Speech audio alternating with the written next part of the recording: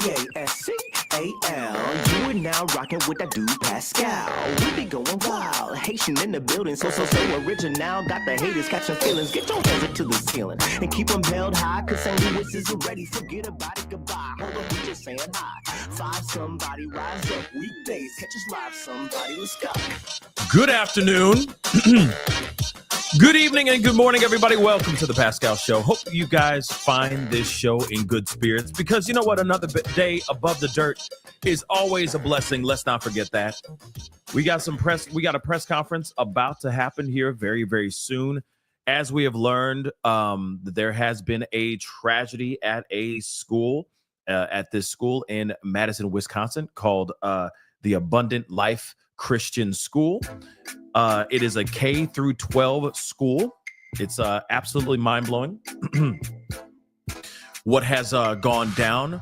The number keeps changing, which is confusing now. Now I'm confused because they say now I'm seeing on this here 6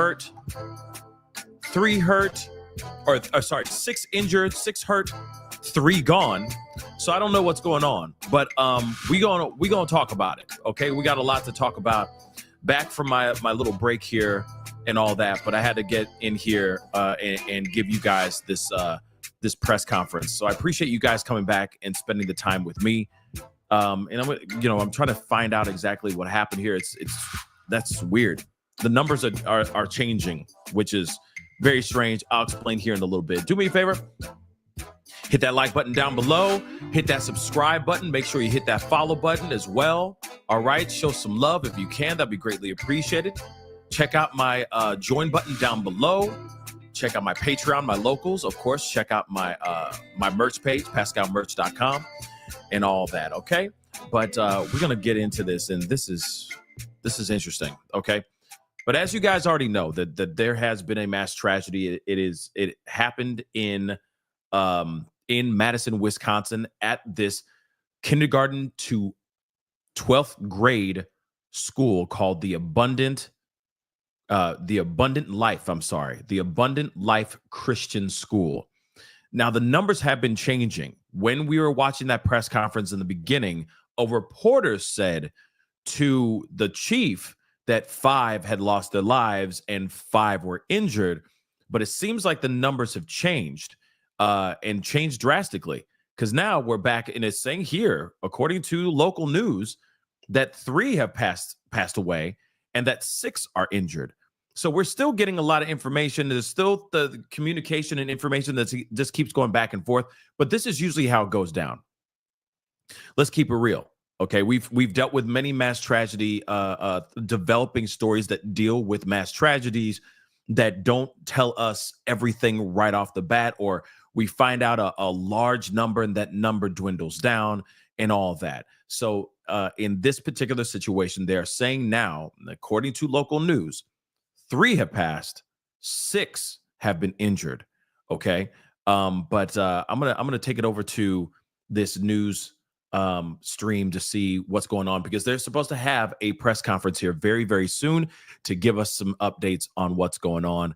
Hopefully it's starting here soon, but it's, we're looking at it live right now. So maybe they're going to walk over there here very soon, because this is live right now. But let's see what they got to say about any, maybe they have more updates before this press conference starts. So let's take a listen. What happened today at Abundant Life Christian School in Madison's East Side, a school of roughly 400 young people, all grades, K through 12, small, close-knit community there with, you do the math, it's about 30 to, we don't know the exact numbers, but 30 kids a grade. So these are some small classes stretched out along K through 12. And many of them young, very young students that won't have communication devices to reach out to their parents to let them know they're safe. The reunification process happening at the SSM Health East Clinic at Stoughton and Buckeye Road. Stay out of that area if you can. If you're heading to the airport and you normally take Stoughton Road, maybe try an alternate route.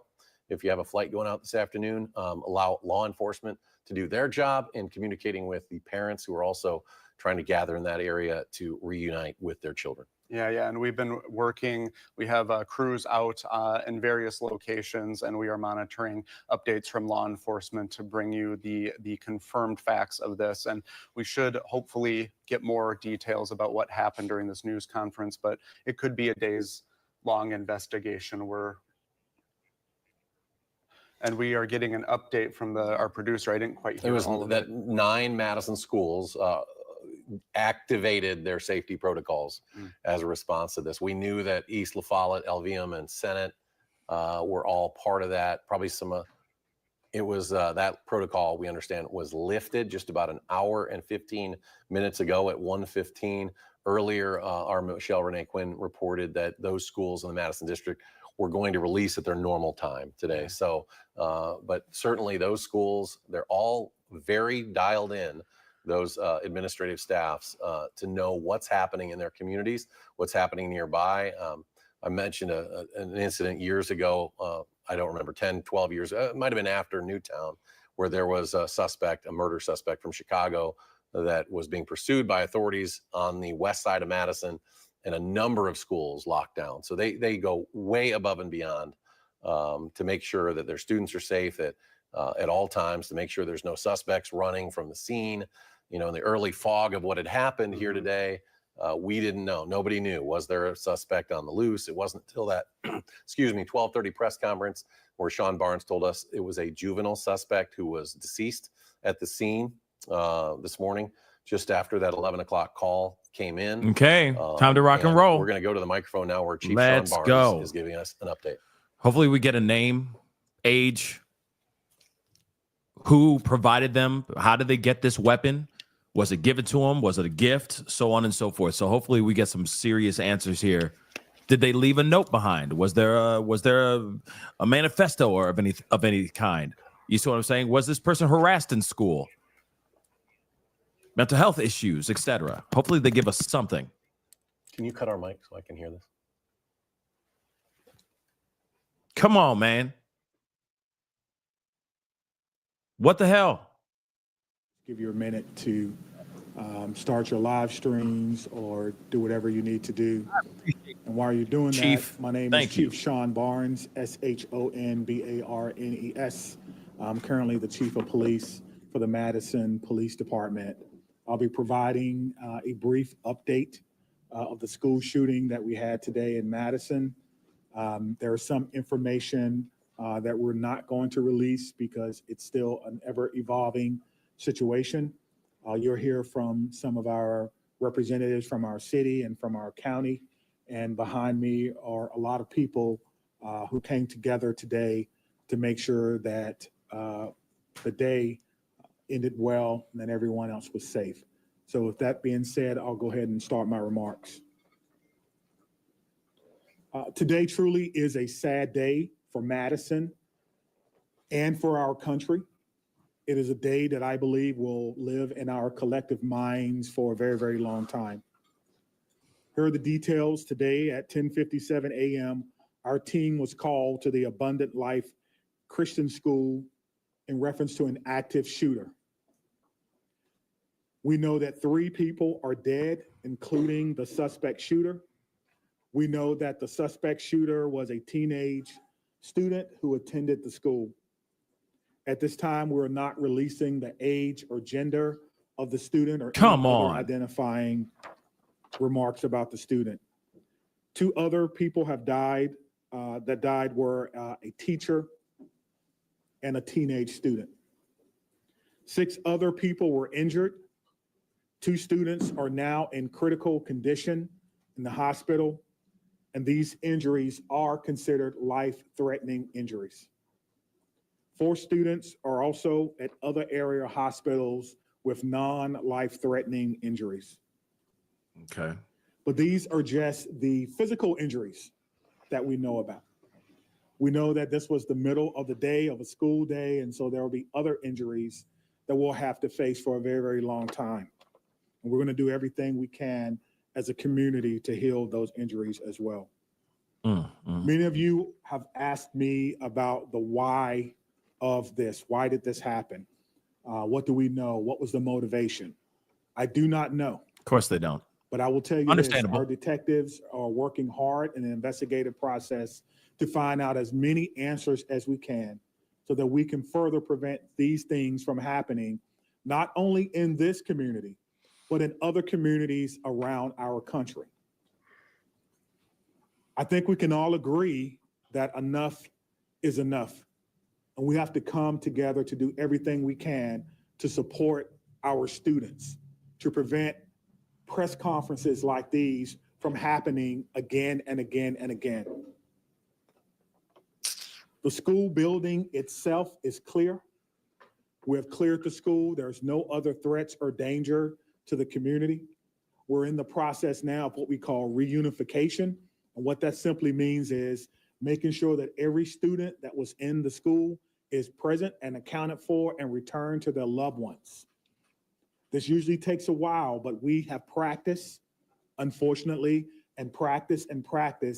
And that's why we're able to reunify students with their parents within hours of a school shooting.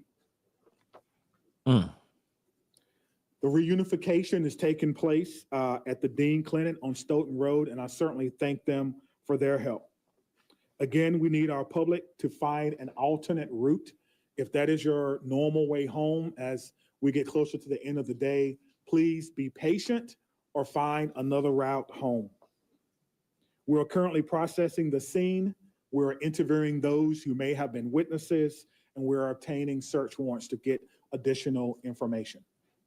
And lastly, I want to just say thank you to everyone who's standing behind me, the organizations and agencies that they represent, the men and women of the Madison Police Department and Dane County Sheriff's Office who selflessly ran into a building not knowing what they were going to encounter.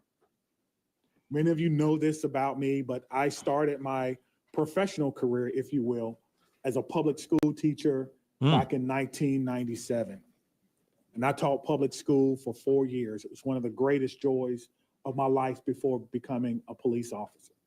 And I can tell you what a special place our schools are. With that being said, we owe it to our community to do everything possible to ensure that it's not only a special place, but a safe place as well. And we're going to continue to do that. So we ask for your patience as information is coming in. We will do the best that we can to bring you accurate and timely information, but we want to make sure that our public knows that we're working extremely hard on this particular incident. There are a lot of people involved, and certainly we're going to come together as a community. I'd like to bring up at this time Police Fire Chief Chris Carver. So not releasing age or gender. No age, no gender. Wow. Before I start, the or only name thing I can say is this is not a place that any fire chief or any one of us would ever want to be. And I can't believe I'm standing here today talking about this incident. The fire department is a part of this community, much like all of the folks standing up here with me today. Our hearts are with and our arms are around everybody impacted today and everybody within our community. With that, I won't repeat the details shared by Chief Barnes, but I will share with you the fire department activity for today. Much like Chief Barnes mentioned, at 10:57, we were also dispatched with Engine 5 and Medic 5 to the same location. Throughout the course of the incident, we responded with 5 engine companies, 4 ladder companies, 15 ambulances. I would like to take a moment and share our gratitude for our county partners throughout a multitude of EMS and fire agencies that joined us in the response today. We also had 11 off-duty chief officers that came in on this response. So it was a tremendous response from the fire department. We transported 4 patients to St. Mary's. We transported 3 patients to the University of Wisconsin hospitals. On the arrival of our crews, I can say my gratitude to our membership for what they did and their selfless actions today. It's hard for me to place into words what they ran into as well. They did that immediately. They did that selflessly. And within a course of 15 minutes, from the first transport to the last transport, all the patients were on their way to the hospital.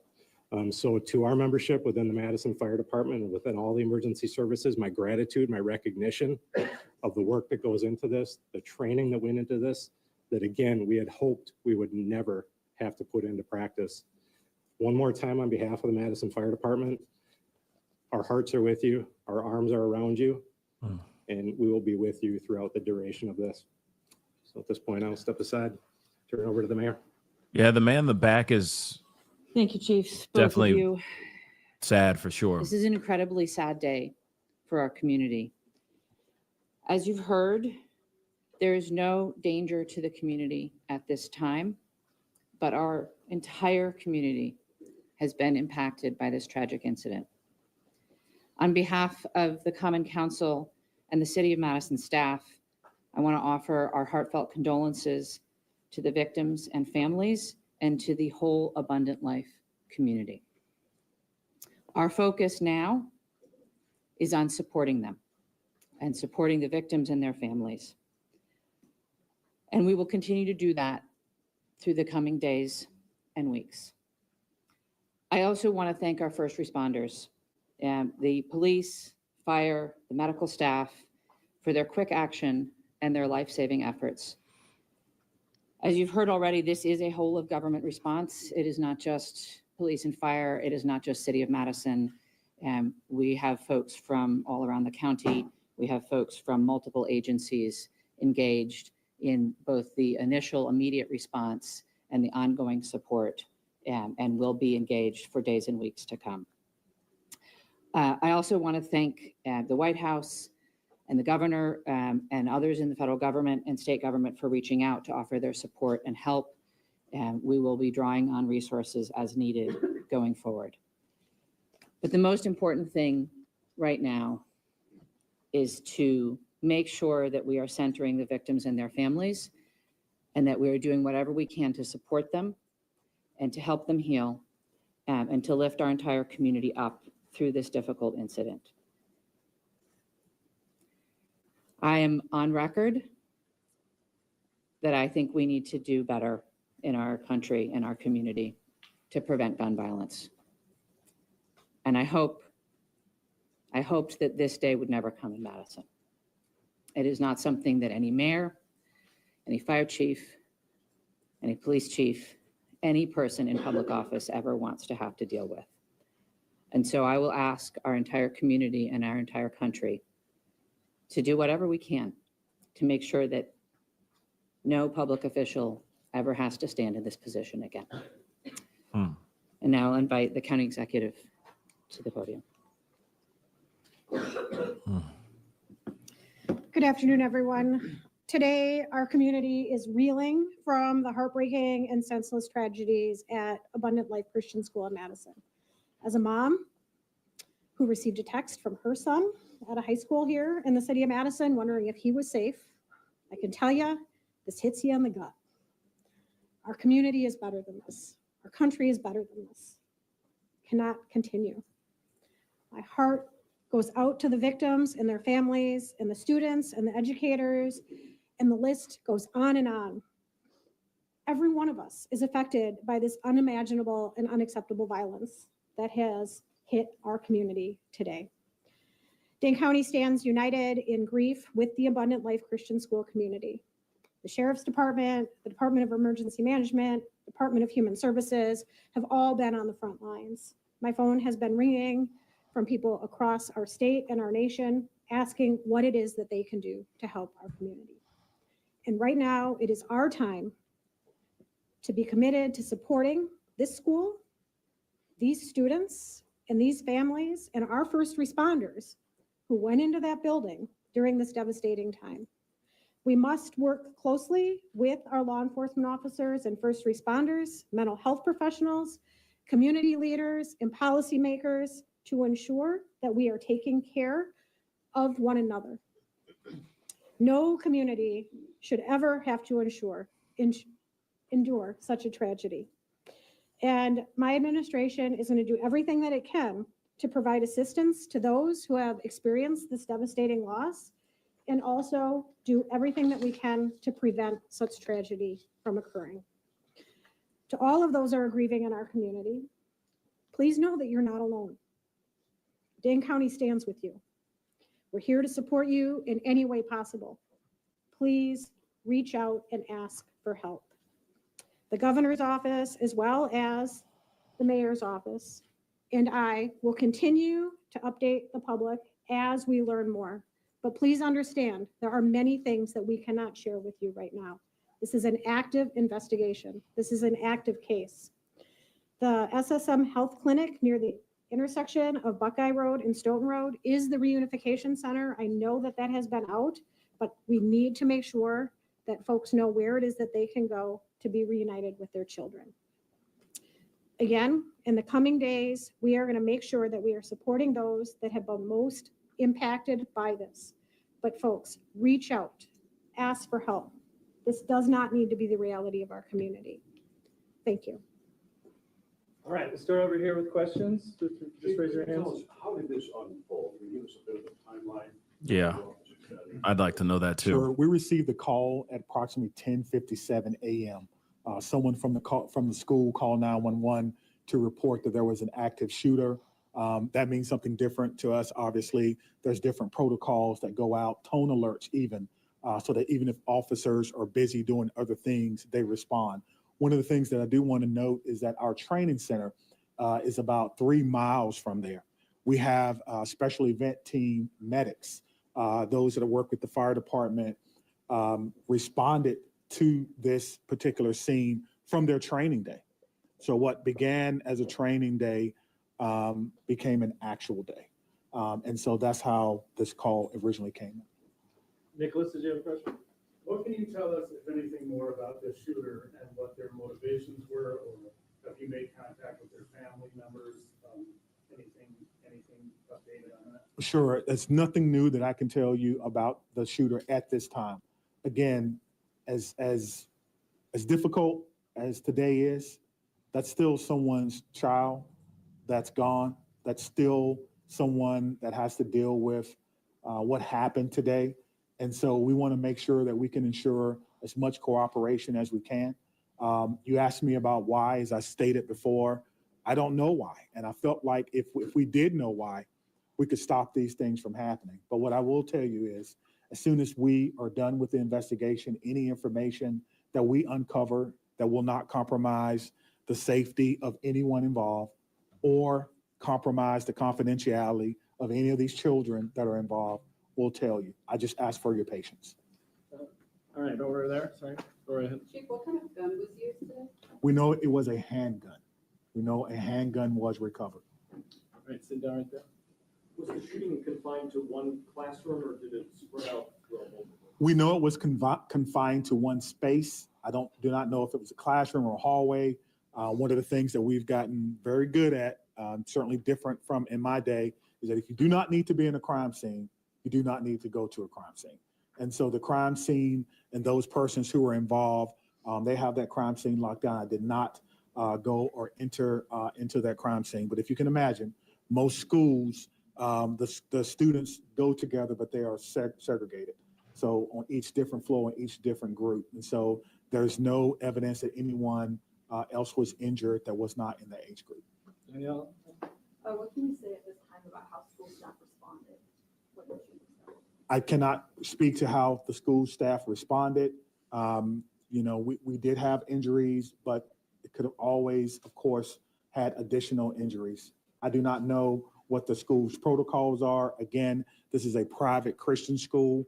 I know that we have a very good rapport with MMSD, Madison Metropolitan Schools, public schools. So we have done trainings for them before, but I would assume that most of the teachers have the same or some similar type of training as a part of their certification. There's conflicting reports online about how many students are enrolled at the school. Can you confirm approximately how many students attend the school? I do not know how many students attend the school, but their website says that they serve about 200 families.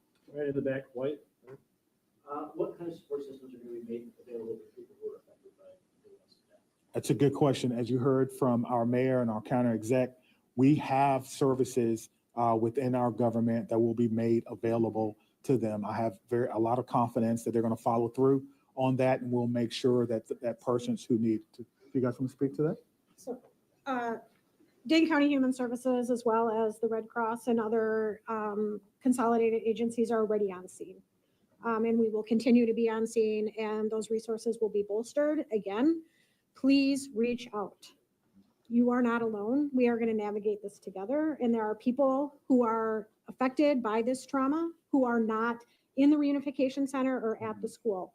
We need folks to be reaching out because we do have resources available.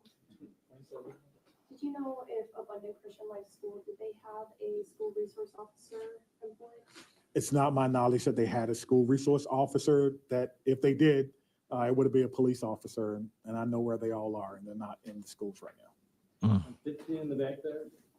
So in terms of witnesses that you mentioned about investigation, what is that looking like, and how many Sure. witnesses are you guys keeping up? Sure. So the detectives will talk to anyone who may have seen this particular event unfold, anyone that may have been unfortunate to hear something. They will be talking to them. It's my understanding that that's in process now, and everyone is cooperating fully. That will give us an idea of not only what unfolded, but it could answer the question to motivation, because again, the students who unfortunately had to witness this. But that's not something that we want to rush. We're not going to interrogate students. We're going to give them an opportunity to come in and speak to what they may have saw when they feel ready, which is why some of these questions can't be answered right now. All right, Spectrum. How do you reassure the community that it's still okay to go back to school? I mean, everybody's got kids, and I think, maybe it happened at this school, but there's everybody that's got a kid anywhere, right? This in county, it's gonna be hard. Yeah, I think you're asking me, how can I say 100% that no child will ever be harmed in school? I can't. No police chief can.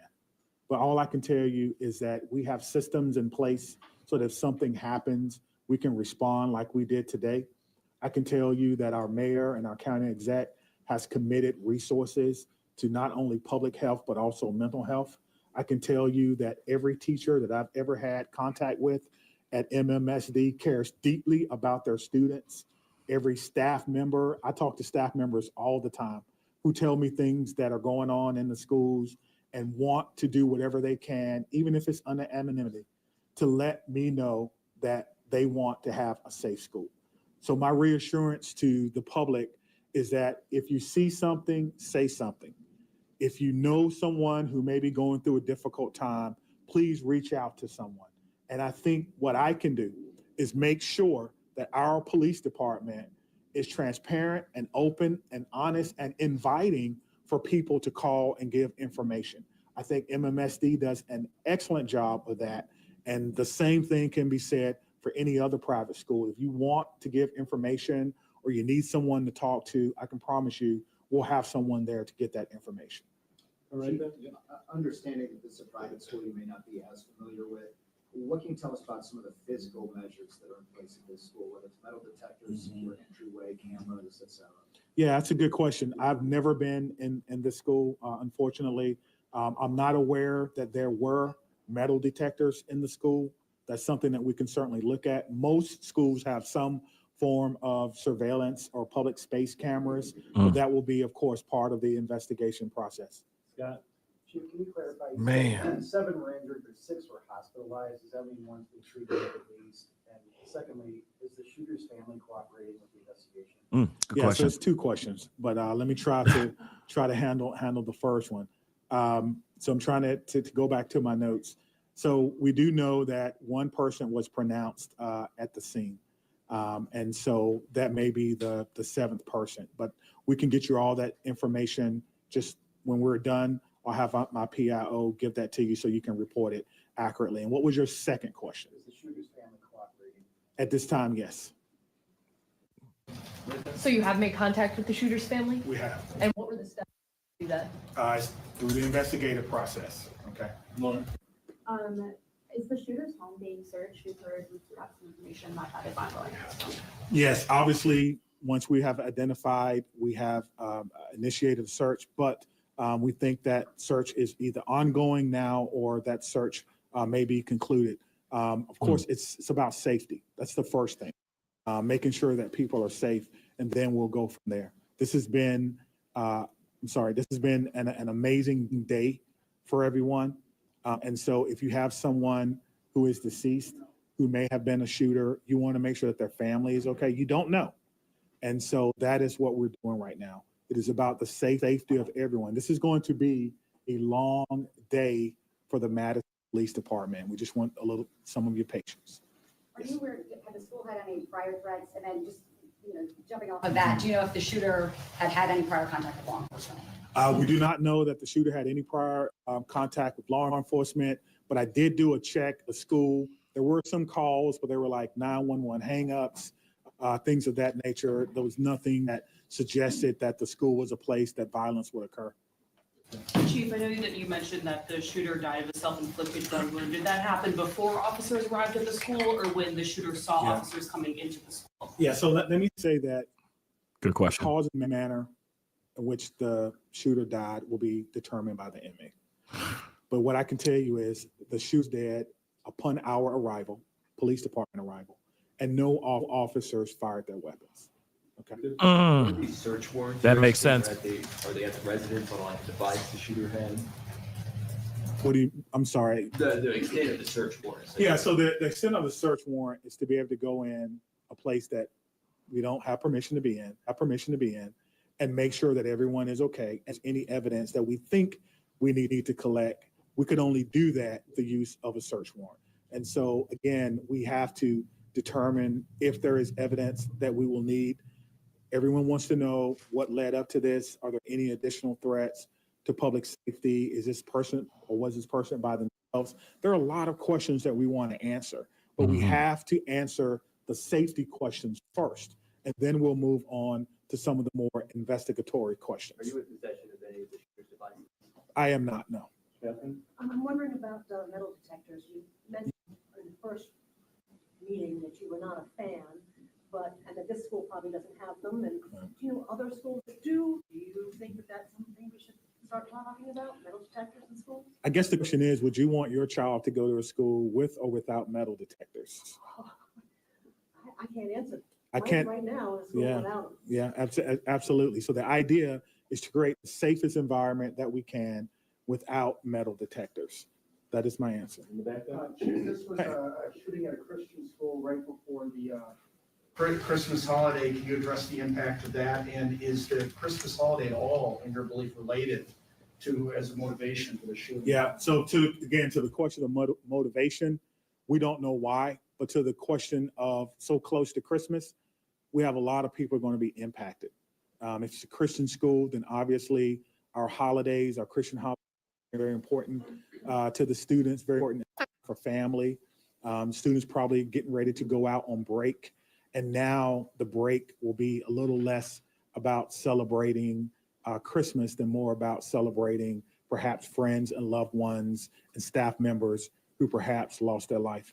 That's why I'm asking everyone to, of course, keep Abundant Life Christian School in your thoughts and in your prayers, and we'll get a couple more, okay? Okay, real quick, Phoebe.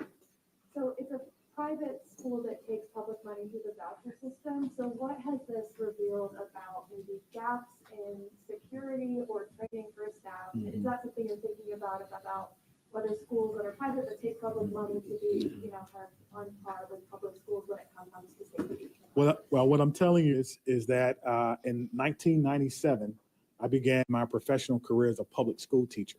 I taught history for 4 years before becoming a police officer. So I did not get far enough to take courses in administration and budgeting of schools. I don't know what governs private schools, if they receive money, where that comes from. That would probably be a question that you would probably need to ask someone who's more intimately involved in the school system and what their requirements are if they do receive that.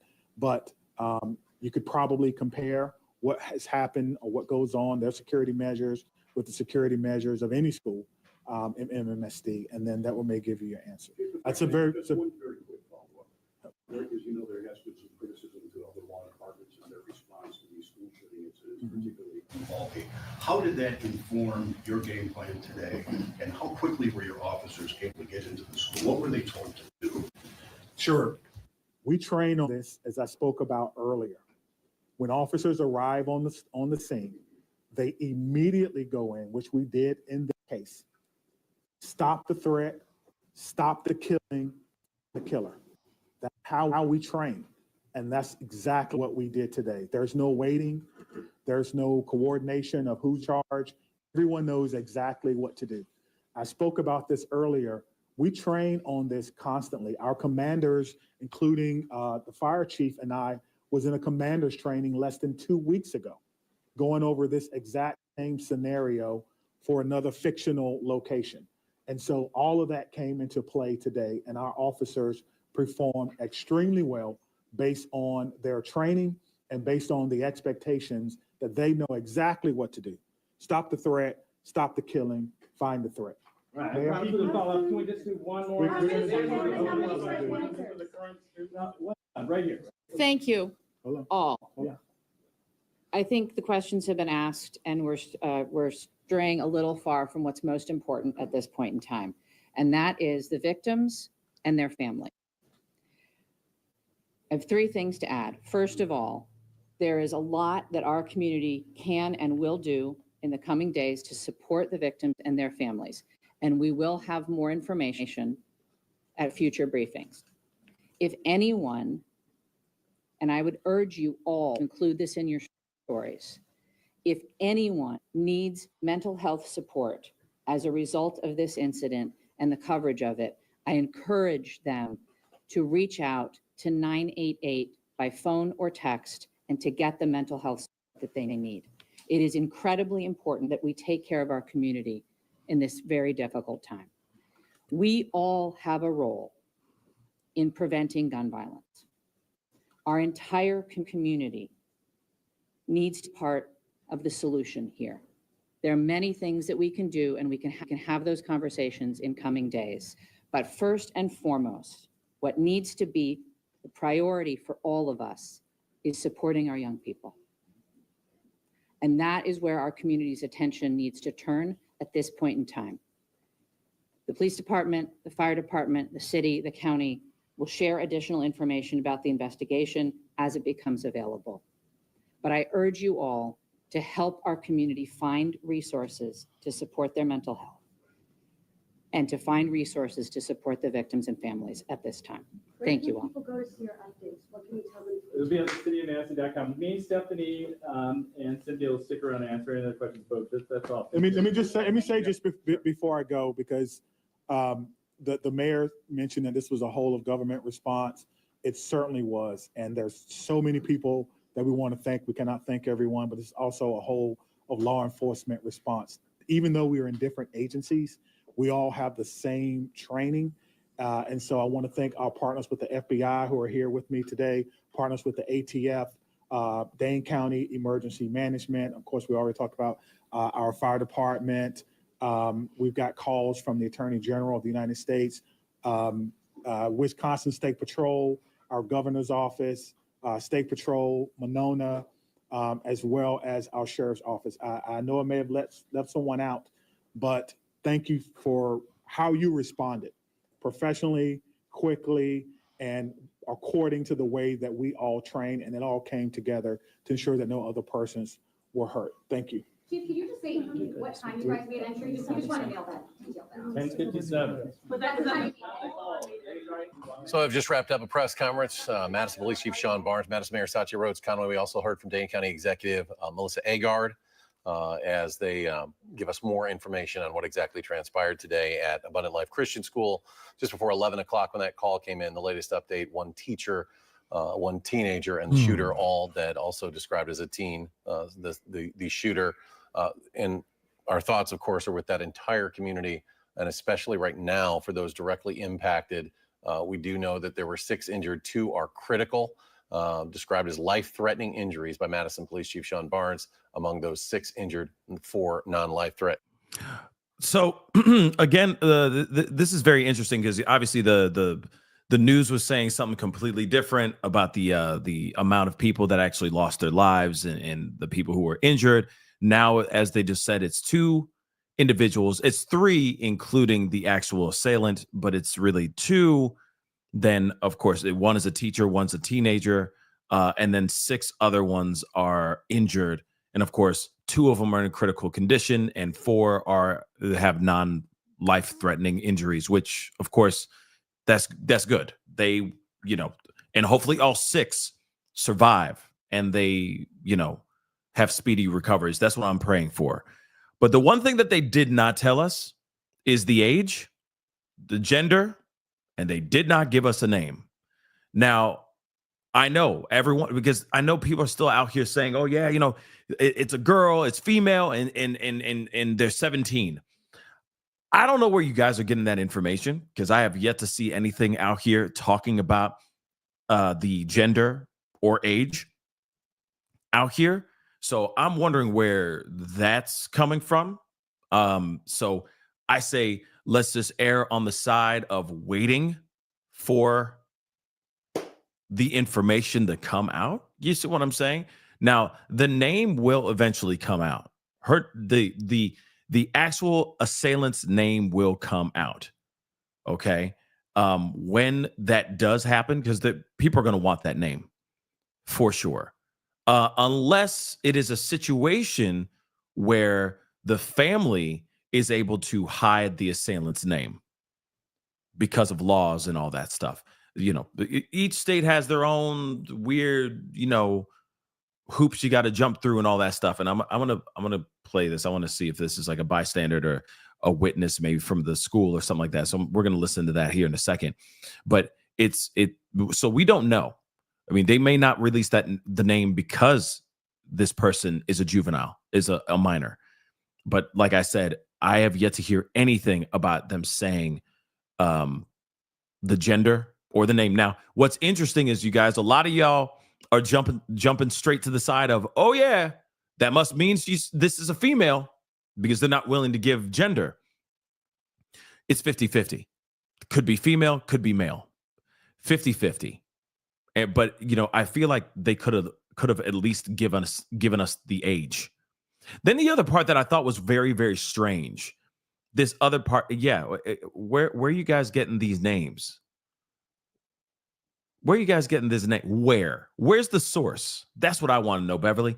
Where's the source? With all due respect, I want to see it with my own two eyes. I want to see it written in black and white or said in a video, the person's name. Okay? Because they have not given it out unless it somehow got leaked somehow. You know what I'm saying? I'm quite curious about that. Where are you getting that info? And then what's interesting is we don't have the what is what is the name, the full name? We only have just the name, like we just have the first name. So again, if CNN said something, I'd be surprised. But let me see for myself.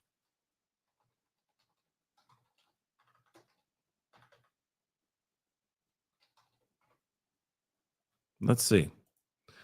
Let us see. Because that'd be wild if they just said, yeah, female. Oh, and here's their name.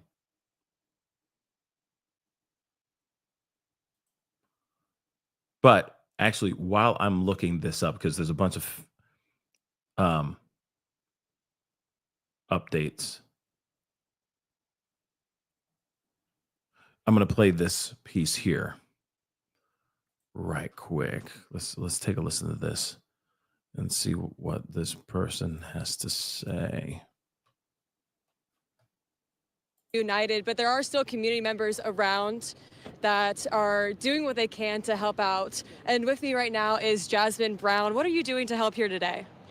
We just brought out like coffee and snacks and little fidget toys just to kind of show our support and, offer any kind of condolences we can and just kind of make sure that the families feel loved during this hard time.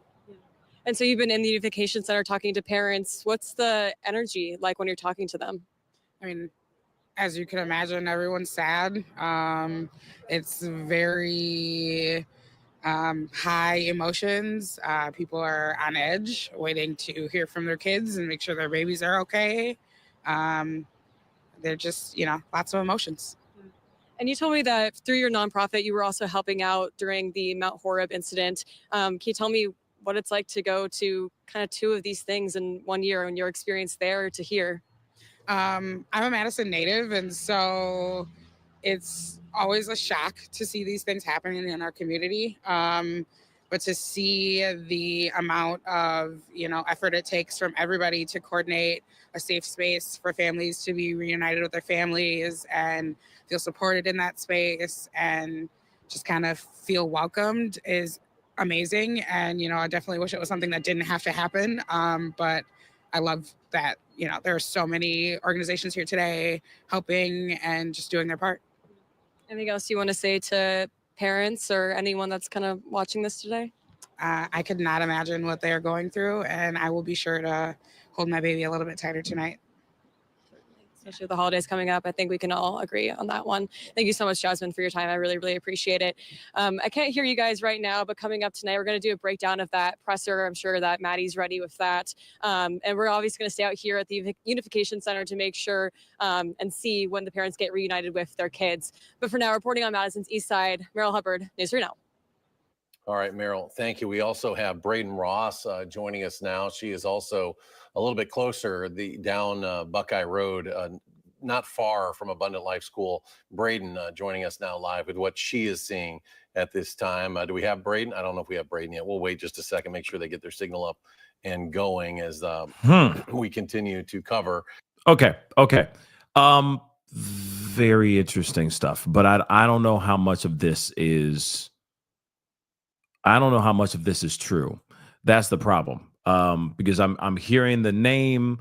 There's a name, that's floating around. But again, I don't know how much of this is actually real or actually true and correct. Because people are saying, "Oh, this is the particular person's name." But of course, I don't. And of course, they're saying it. The rumor that is floating around on the internet is saying that this is a female. The assailant is a female. Okay. That they're saying, thank you so much, guys. I appreciate the love. And I'm going to get to the super chats and all that in a little bit. But they're saying that this is a female, but like I said, nothing's been confirmed. I'm going to say that really quick. Nothing has been confirmed. No one has said, no news, no police, nothing. They're saying that I'm going to give you that for right now. Female. There's a name that is floating around quite a bit. Do I know this particular person's age? I do not. I'm not putting a person's face out here without having absolute proof on this situation, because I'm not going to say show somebody's face and show some potentially innocent person's face and name and all that. And that could very well be just an innocent person that's just getting thrown out here and being named the assailant. Okay. But apparently there's photos of this particular person that they're alleging, as the internet is alleging, as the assailant. What they said here. Hold on. I want to get it correct. Apparently, she was this particular alleged assailant that they put out here on the internet. They're saying that she was actually like part of some sort of like a shooting club. So she's pretty decent with a piece, allegedly. So let me just say that really quick. It's alleged that this is a female. That's all I'm going to say for right now. Let's hear what this breaking news is. Dane County Executive Melissa Agard. Now, I want to talk about what Police Chief Sean Barnes had to say. He gave a little bit more information than what we had at the prior briefing about those victims. We know that 2 victims were dead, and then the alleged shooter, the suspect, would be the 3rd person dead from this scene. And of those 2, we know that 1 was a teenage student and 1 was a teacher. We just learned that from Madison Police Chief Sean Barnes just moments ago. Okay. Now, here's the other thing, too. Again, like I said, this is just what's being said right now. There is no confirmation of age, of gender, of name. It has not been out there. The internet can be crazy sometimes and say things. The internet has been right a million times, but the internet has been wrong a million times too. Okay, let's not forget that. Remember the situation where Trump almost lost his life, right? His life was threatened. His ear got nicked by a little bullet, right? That whole dude, there was a whole other guy that looked a lot like him where they were using his photo, his likeness all over the place. And then later on, we find out that that's not actually the guy. That was not the photo of the guy. They looked a lot alike, but they were not the same person. You see what I'm saying? So we just have to be careful because, again, people could be out here trolling all the live long day. So just take what I'm saying with a grain of salt. When there's more information, when it is exposed, when that information is exposed, then we will talk about it. But it is interesting that they did not say anything about gender. They said, we will not tell you the gender. We're going to hold that and the age and the name. It's like, damn, well, okay, that seems interesting that you wouldn't give us at least the gender, because we always assume that it's male. But you're not giving the gender on this one.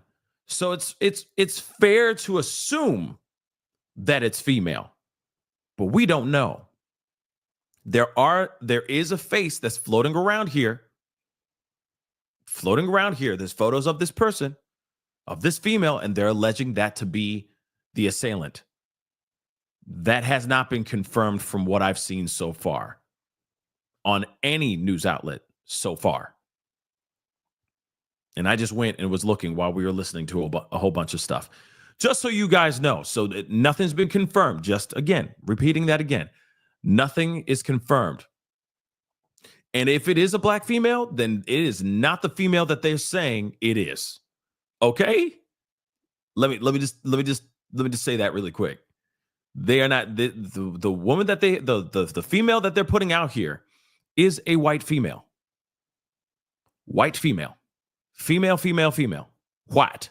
That's what they're showing. So no, they're not saying this is not a black female. This is not a migrant or anything of that sort. So no, apparently regular girl, and apparently was really good with the piece because she would allegedly, if this person is that person, they're just alleging that this is the person. Apparently this person is pretty decent with a weapon. But speaking of the whole situation,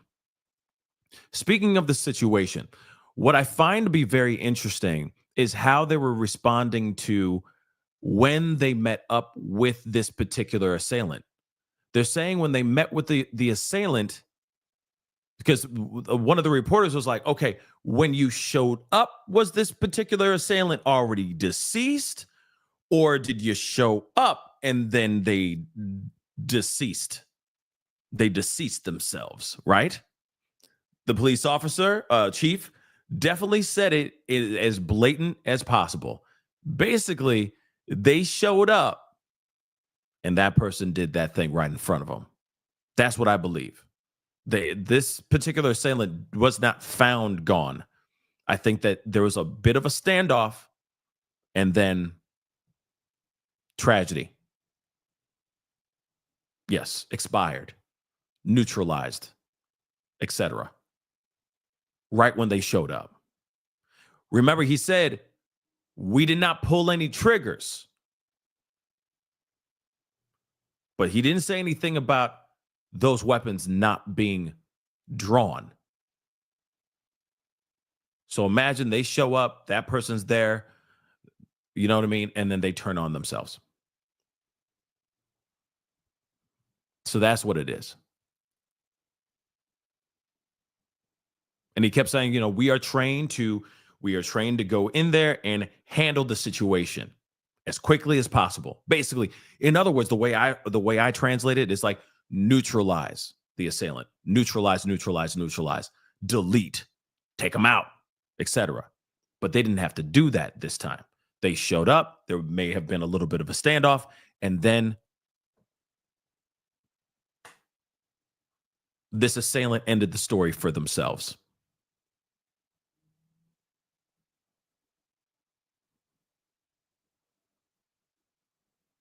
Crazy. But, the fact that they're not willing to talk about gender to me is like, oh, that might be female. I mean, it definitely feels like female. I'm going to keep it a bean. That definitely feels like a You know what I mean? But then later on, I mean, you never know. You never know. Still 50-50, y'all. Still 50-50. Let me grab some of these things really quick. Mora, welcome back, I think. Welcome back, but regardless, welcome back. Thank you so much for gifting 2 memberships. I appreciate it. Nurse for God, thank you so much for the love. What's this world coming to? So very sad. I absolutely agree. I don't know what's going on. You know, we what 9 days? What today is the 16th? Yeah, we got 9 days left until Christmas. 9 days until Christmas. You know what I'm saying?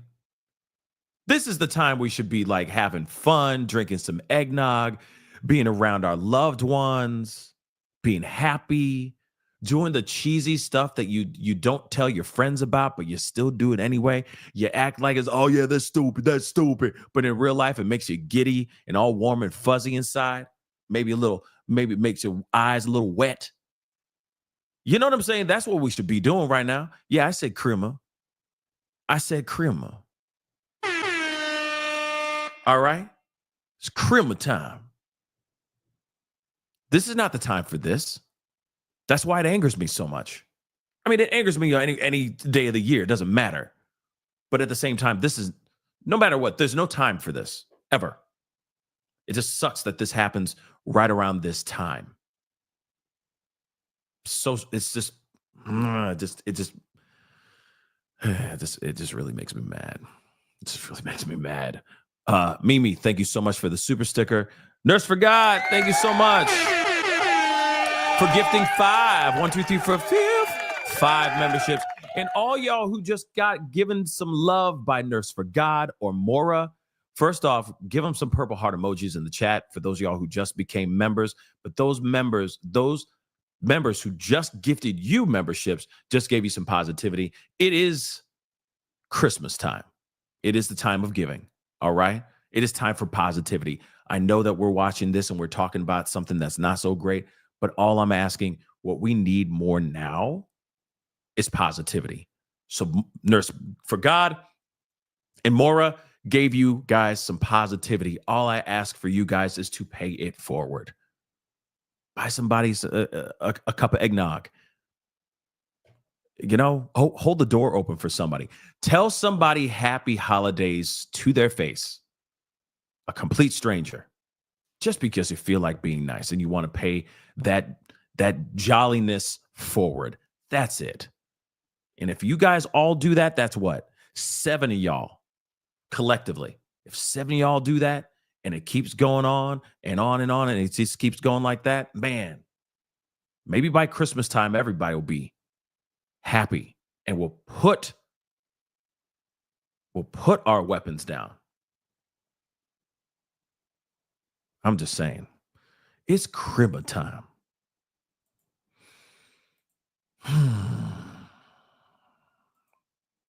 Timbo, what's up, man? Thank you so much.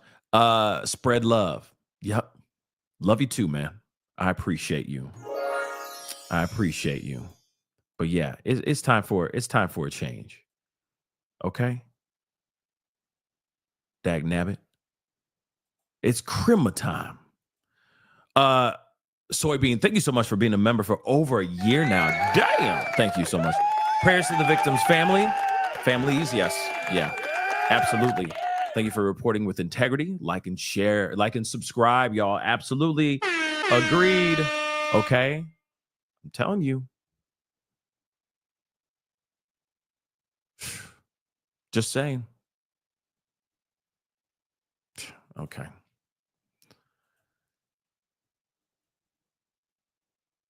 Yeah. Yeah. So when it said, okay, I saw earlier, and I want to respond to that too. They're saying that this particular person, this assailant, CNN said that they were female. I'm gonna look and see if there's a video saying something about this assailant being female. And if that's the case, that's fine. It doesn't matter to me. Okay? A monster wears many, many masks. Okay? It wears many. It does not care what age you are. Clearly, in this day and age, doesn't care what age you are, doesn't care what race you are, doesn't care if you are bat for this particular political team or the other political team. It don't care. Doesn't care what race you are. Evil's still evil. Evil wears many faces. Period. And we all just need to know that. Yes, it's still shocking because it's not every day you hear about a female, if this is true. It's not every day you hear about a female going in here and doing these kind of things. You just don't. Most of the time it's men. So it does make you wonder why. And then who is this person? Who is this person? What is her story? What is her breakdown? What is her background? Why would she do this? How did she get this piece into the school? How did she obtain this piece? Does she have one of her own? Is it a Cult Gray type of situation? A Ethan Crumbly type of situation? Or not? Okay. So that is something we're gonna talk about. All right. And Cicada, that's awesome. I love seeing that. Thank you so much. Thank you. And I love you too, Cicada. All right. I appreciate the love. And I appreciate your support for so long. Damn, that's amazing. All right. But again, let me play a little bit of this here. Okay. Because I'm gonna look. You guys say CNN said this. I'm looking around. I don't see nothing from CNN unless it was said on YouTube, unless it was a clip on video, on a video. I'm gonna look, but I ain't seen nothing where somebody is saying any periodical, any articles of legitimacy saying female, her name is such and such, or even just saying female. I have yet to see that. All we've seen is child, juvenile. Those are the two things that I've seen so far. But let me take a look. Let's hear a little bit of this, okay? Just grant me a little grace. I'm gonna move it up to the live though and see where we're at. Pretty much all day since this has happened, and we've seen a lot of this presence kind of fill out a little bit, although you can definitely still see the flashing lights here, police tape. It looks like there are two buildings to this school, or there's at least another building here on the side. I'm not sure if this is a church. There's a sanctuary entrance sign here too, so I'm not sure if that is a church or part of the school. It possibly could be a different campus for older or younger students.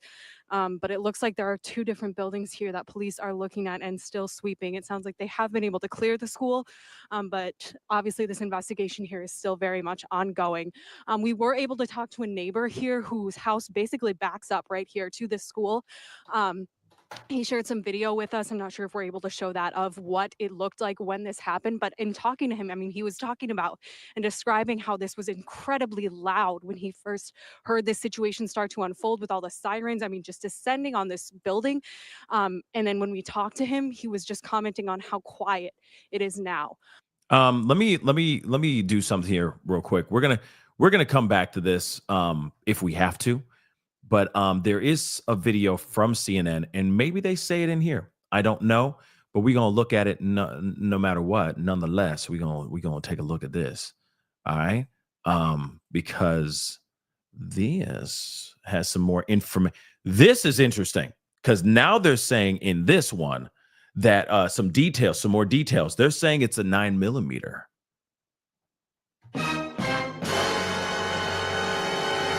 Right here, CNN coming out with it. Okay, I'm listening to you guys. All right, I'm listening. But now they're saying, yeah, but where? See, that's the thing, Lady E. If they said female on their website, where did they say that? But here's the thing, that they are now saying that it was okay. And maybe I forgot. Maybe I forgot that he said that during the press conference, but they're saying it was it's a hand. It was a hand pew pew, not a AK or an AR of any kind. So that's very interesting as well. So let's take a look and take a listen to this. Maybe they do say it in here, but clearly law enforcement is not giving out name, gender, age.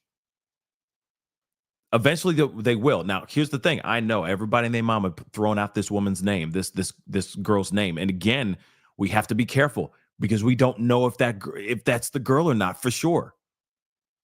I know that the internet is diabolical and is forever, and it will always forever be unbeaten. Okay, unbeatable. But at the same time, I'm wondering.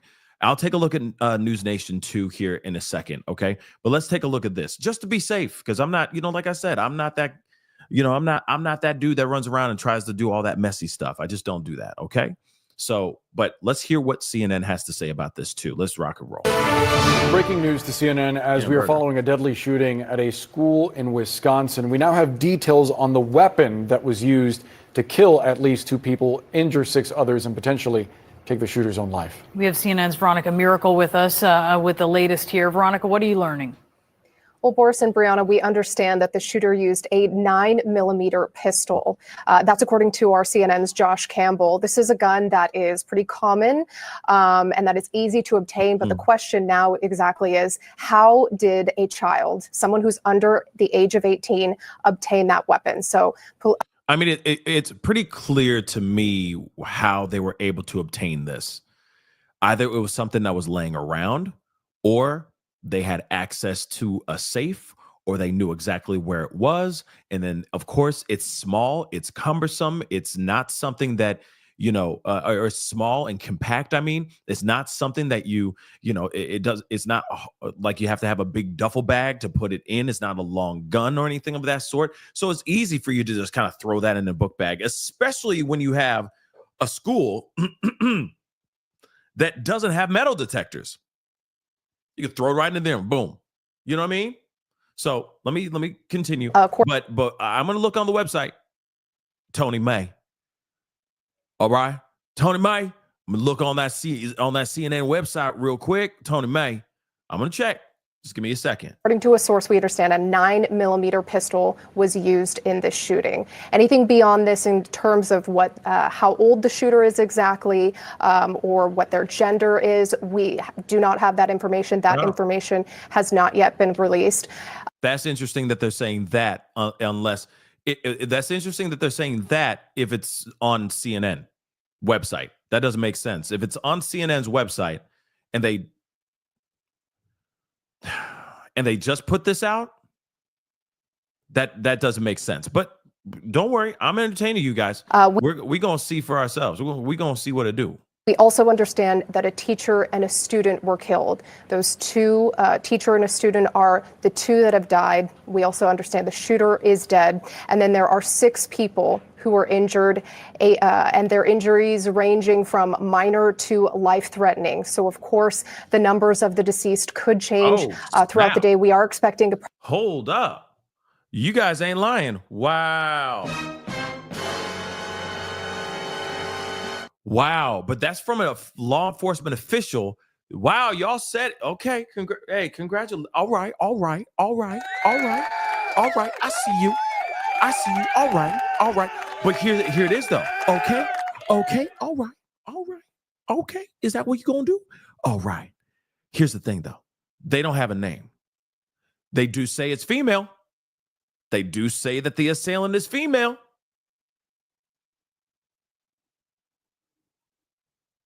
They do say that. Let me show you. Hold on now. I'm about to show you. They do say that it is female. This assailant is indeed female. Let's take a look at this. And this is from CNN, so take it as you want it, okay? Take it with a grain of salt.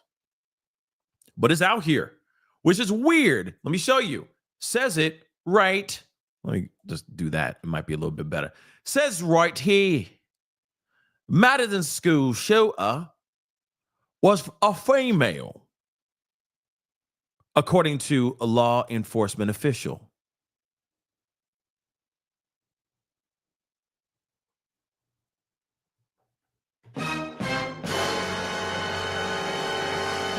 Yeah.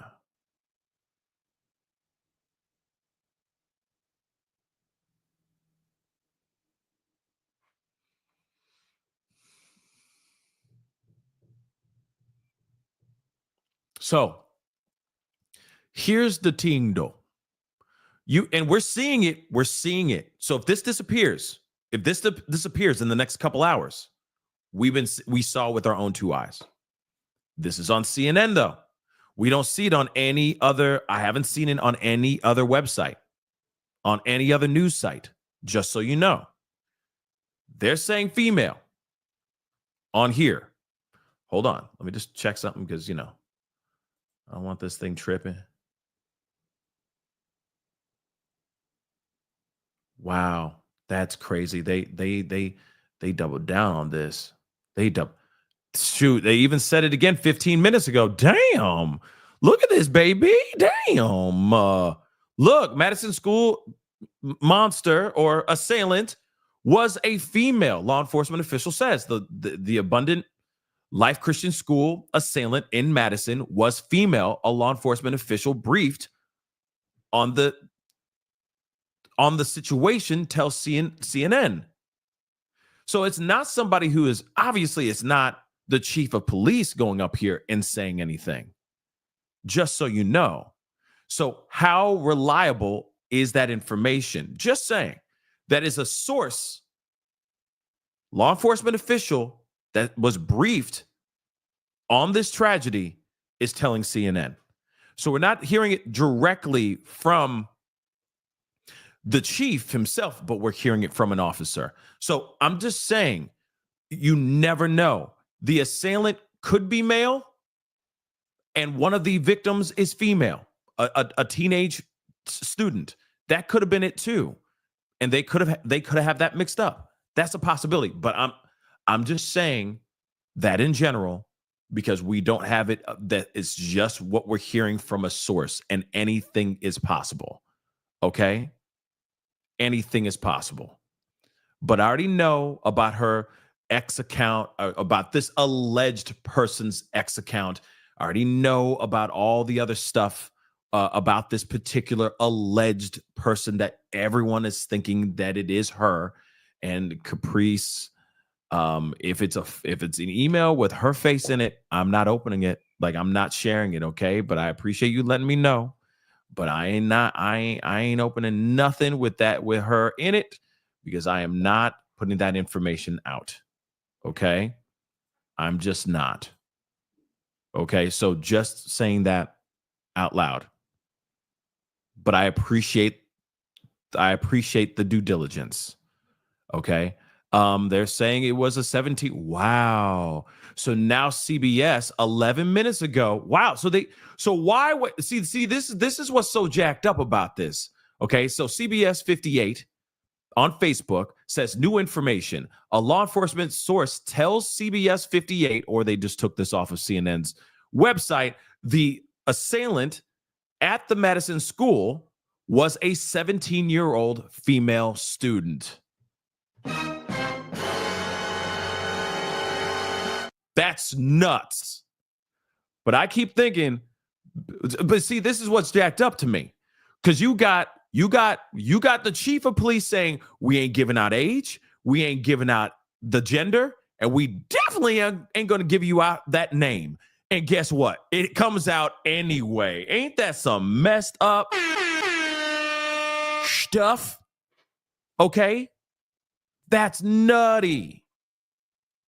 And yes, I know that the names and all that stuff is going out here like crazy, but at the same time, I don't know if that information is really out here like that.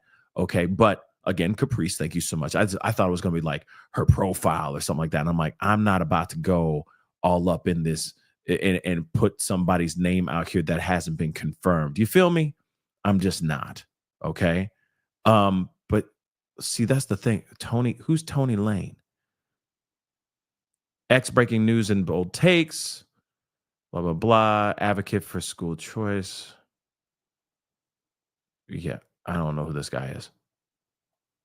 I don't think I know this guy.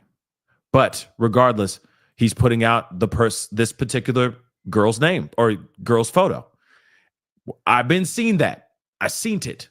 I'm just not sharing it because I think it's really sloppy to be putting somebody's face and name out there when you don't have the information. when you don't know everything.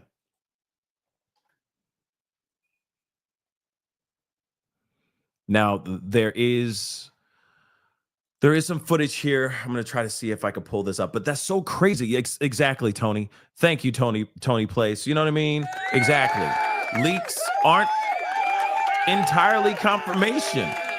They're not.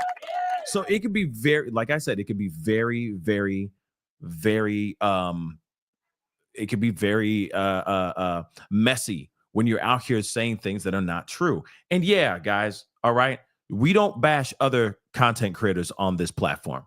We don't. So if you're going to be on this platform talking trash on other content creators, this is not the platform for you. This is not the family chat for you. All right, we stay respectful in the chat. Period. Okay? So if anybody out here, I don't know what was being said, but if anybody out here talking trash about content creators on this platform, go seek a new place to go talk, because we don't do that here. All right? We don't. So moving on. It's just interesting that CNN now suddenly says, oh, yeah, female. Then CBS 58 goes, oh, we got even more. Female, 17. Everybody else and their mama throwing out this girl's face. Hold on, though. Okay? Hold on, though. Let me look around, because like I said, I'm not about to leak somebody's face out here unless it's confirmed, unless the news goes, this be the girl. You know what I mean? This is her. Her name is such and such. She lives here and blah, blah, blah. Let's see something. Hold on. Let me just check something. Let's see. Let me see.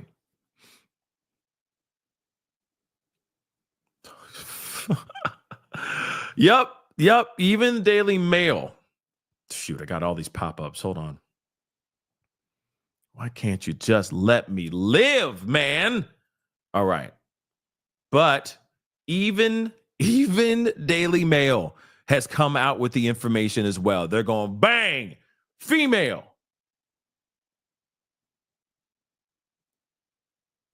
But they're not saying the name. Okay. Wisconsin monster. Okay. Assailant now is saying, they're saying, who took the life of two. And of course, there's two other people. Their lives are hanging at the balance. So that number could go up. I hope it doesn't, though. Was a girl. The person who took those people out, a girl. Unidentified female monster, unalived a student, teacher, and then, turned on themselves at the Abundant Life Christian School in Madison shortly before 11 a.m. Monday. But isn't it wild? We just saw, this is what I was trying to say earlier, we just saw a press conference, and he said, I'm not giving you no name, I ain't giving you no gender, and I'm not giving you an age. And guess what happened? That information still got out. Why? What? The news already said, you know what I'm saying? Like, this is nuts. Okay. And from my understanding, I see, I get scared for saying, because I don't want to say anything wrong, but from my understanding, biological female. Hopefully I'm saying that correctly without offending anybody. Okay. But a biological female was the one that did this. Period. That's what they're saying. No, not in transition or anything of that sort. Female.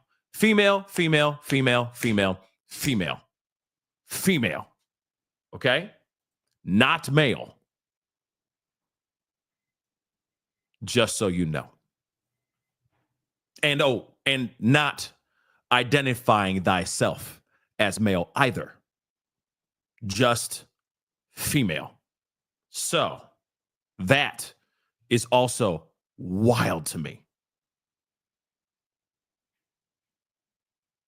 Actually, if you really think about it, have we ever, and it's so crazy that I'm even asking this question, but have we, in the history of all these tragedies that have gone down, have we ever seen a biological female ever do something like this? Have we? Biological female identifying as female. Let me just say it like that.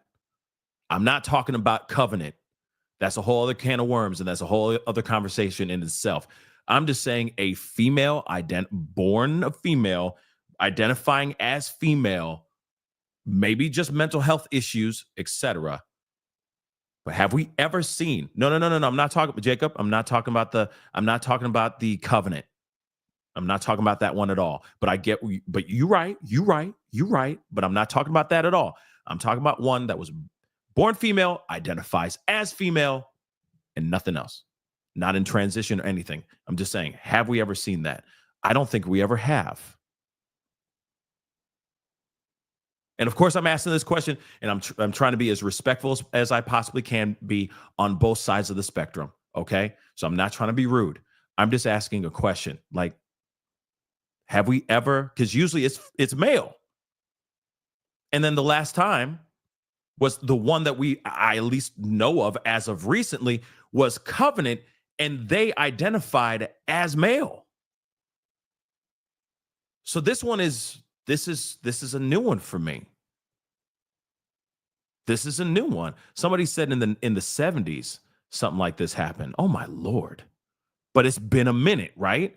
See, but this is the thing that scares me, because then it makes me think that other people are going to be like, yeah, so she could do it, I could do it too. And then they want to go and try to do something crazy and asinine like and diabolical and deplorable as this, trying to do something themselves. But outside of that, I just hope it doesn't inspire. You know how it is. You know how it is, guys. So I hope that it doesn't inspire. Yes, copycats, bing, bing, bang, enthusiastic techie.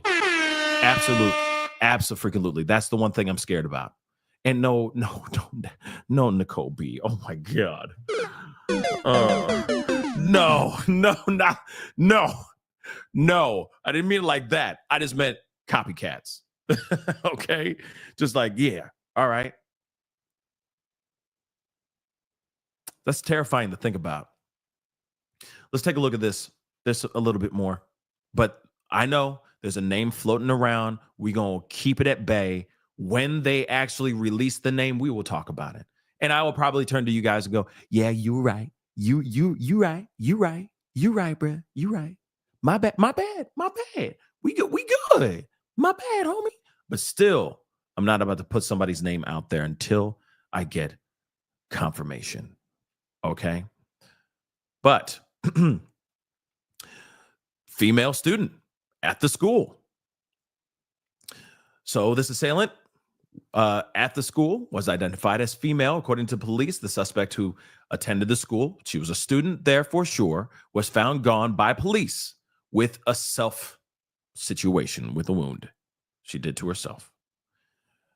An unidentified teenage student and teacher were unalived.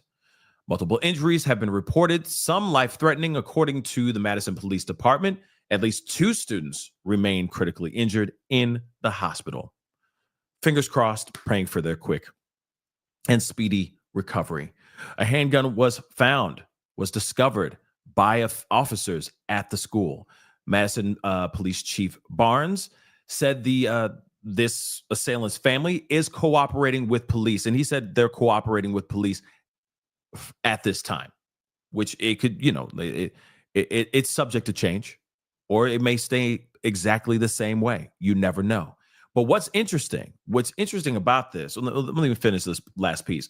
Wisconsin police have refused to release age of the teen, yet we already found out the age who opened fire at this Abundant Life Christian school, taking the life of 2 people, a student and a teacher, and then injuring a bunch of people.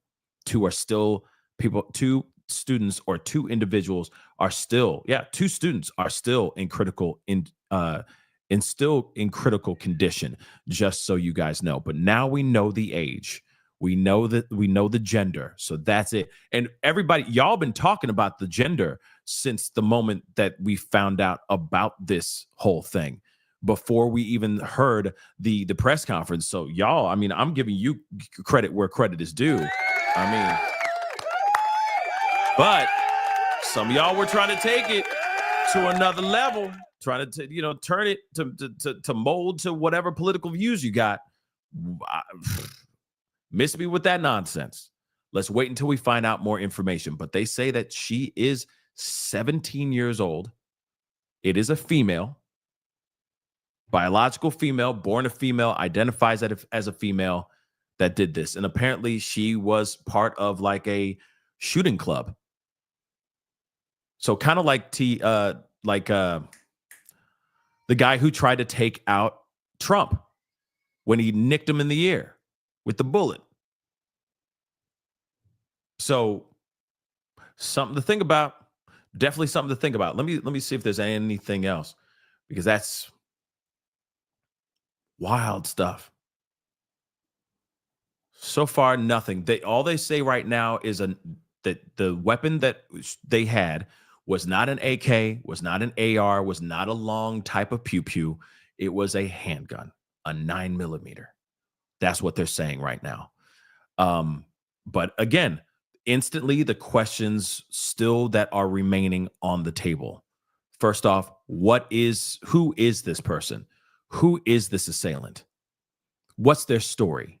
Now, police have raided their home, this particular assailant's home. I'm sure they're still doing their due diligence, combing through everything. This may have been a random act, not a pre-planned act of violence. She just decided to walk in and open fire. That is possible. This particular person may have done all of this, pre-planned this out for weeks, and had some sort of manifesto or some sort of letter to leave behind because she knew that she wasn't going to walk out of that school alive. That is a possibility as well. You never, ever know. Of course, there's going to be more information that's going to come out. They're going to leak out more information. It's only a matter of time. We just kind of have to wait for it, unfortunately. I don't know if it's clearly okay. I'm going to say this. Aside from like Colt Gray's situation, I feel like a lot of them are personal. A lot of these attacks are personal no matter what. I don't think that these people just walk in going, well, I just have a taste for blood today. No, I really do think that they have some sort of thing that they're trying to exact. Vengeance, something. So I do think that it is personal.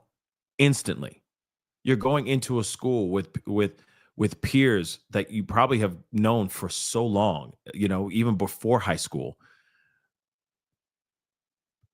Teachers that are teaching you to suddenly walk in and then you just open fire on these people. Yeah, it's definitely personal. Definitely personal. At least that's what I feel. That's what it feels like, at least, I mean. So, again, I've seen X. Trust me, Crime Chronicles. I've seen X. Like I said, and I'll repeat it one last time. I'm not pulling up any photos of her, of what they're alleging. Okay.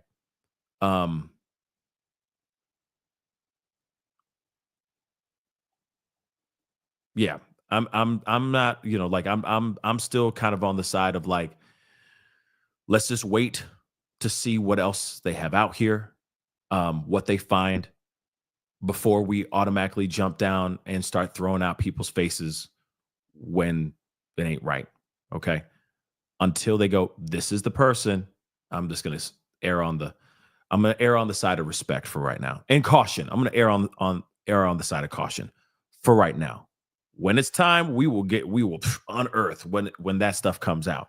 But right now, they are not showing that at all. Okay. They're just saying right now, they're just kind of trickling that information out. Female, that is for sure. Female. We heard from CBS 58, just so I'm referencing the article or in the place that I found it, because now they're saying that is also that's where I found out that, and thanks to you guys too, that this girl is 17. She is female. She is 17, and all things are bad. Why they jump into the conclusion she was LGBT? You want to know why?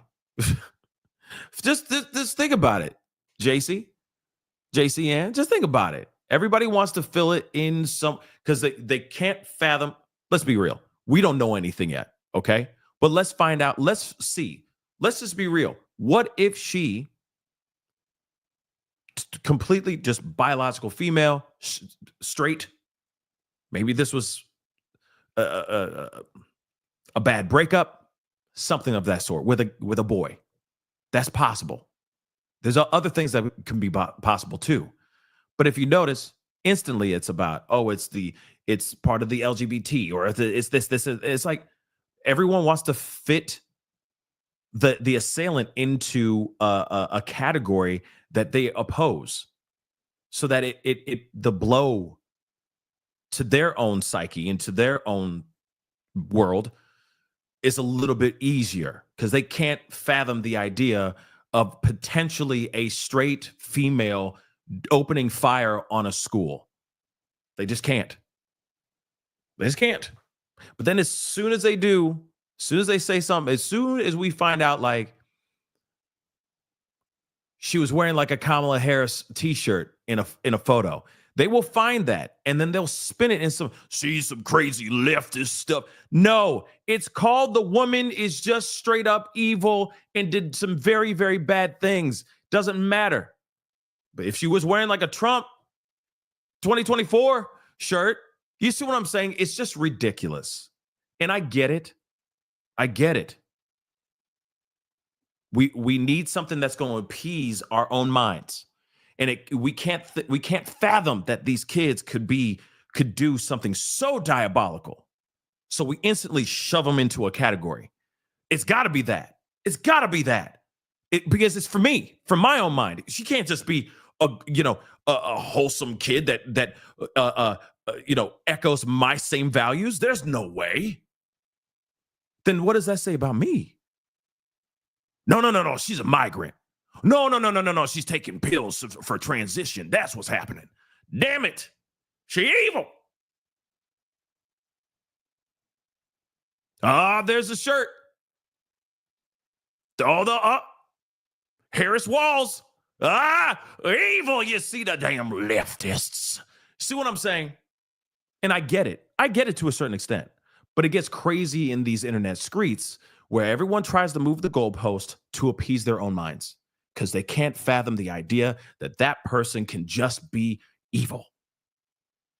They can just do a bad thing and still wear that shirt that you agree with, right? Or wear that hat for someone you voted for as well. You can't can't fathom it. Oh my God. Oh, sacrilegious. No. She had to have helped some migrant cross the border. That's what happened.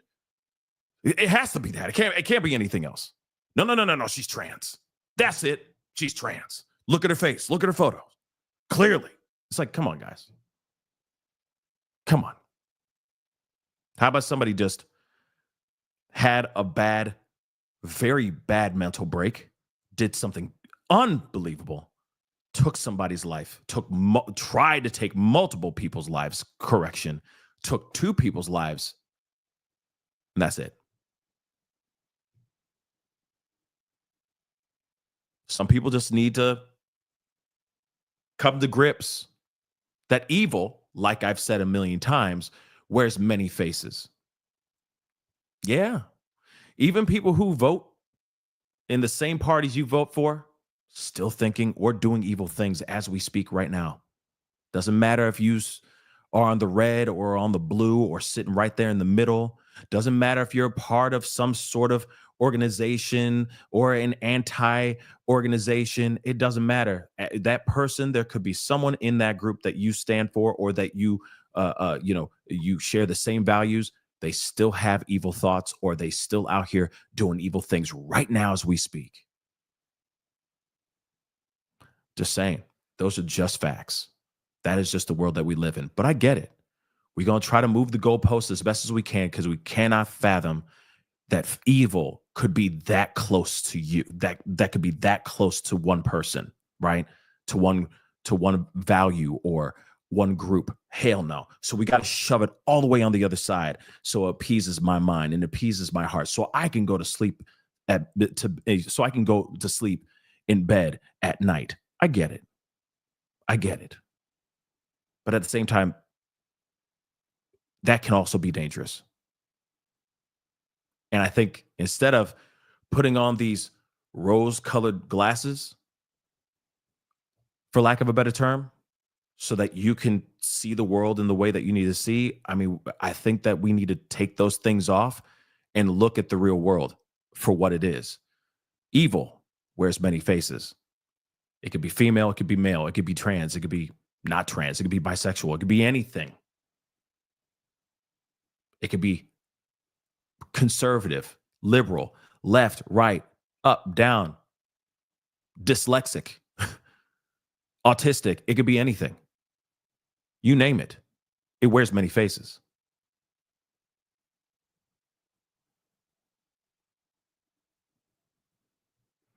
Sometimes we just need to wake up. And it's unfortunate. I get it. It's a coping mechanism. We all do it to a certain extent. The best of us do it. It's okay. But at some point, you can't fight the facts. Once the facts come out, it's like, oh. You see what I'm saying?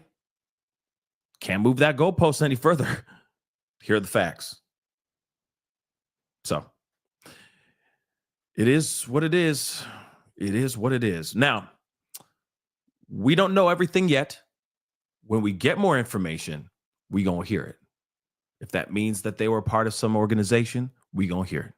If they were part of some crazy like anti-group, radical type of, we gonna talk about it and we gonna find out.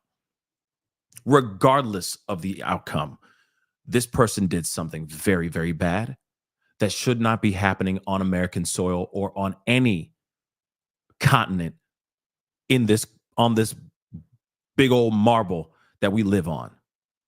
We need to be better, and we need to find a better way of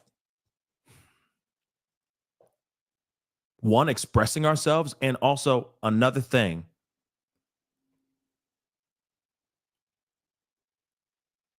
but see, there's always one person. There's always somebody. Let me just say this, okay? No, I don't know all the facts, but that's exactly what I'm trying to say. I'm not moving any goalpost. I'm not changing anything. You see? I'm not the one saying anything. All I'm saying is that this woman is female. She's 17 years old from the news, and that's all I know. But everybody and their mama want to move the goalpost and change things. Some people need to listen. Real talk, listen. You're not listening to me. Respectfully, you're not. So I'm not acting like I do. I'm giving you guys the information, and the information is right here. Period. When I know more information, I'll let you know. But I'm not around here talking and moving the goalposts so it makes me feel better. So it works with my narrative out here. Come on, guys.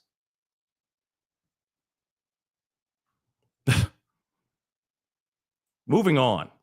Kara, thank you so much. In a world where you can be anything, be kind. Yes! Yes, 1,000 times yes.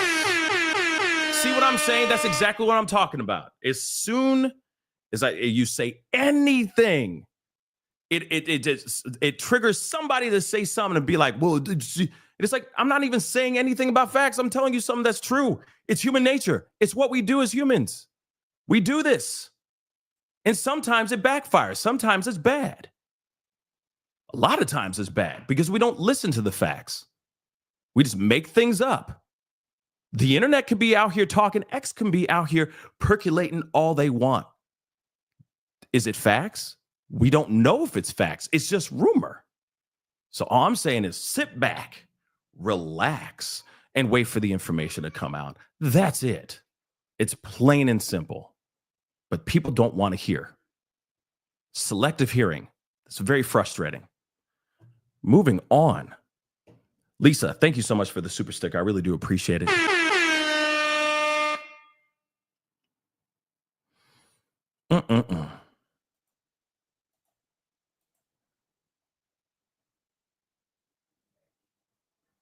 No, I'm not getting angry about anyone asking or raising questions. Questions is fine. It's the people who are sitting here saying, "Oh, she's a part of this, or she's this or that and the third," and they're just making definitive answers without any facts backing it up. That's messy. See what I did there? So,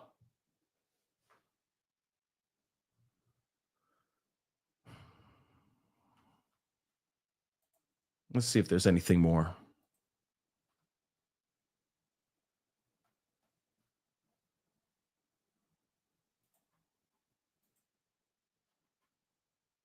Press conference again from the police chief in about 15 minutes.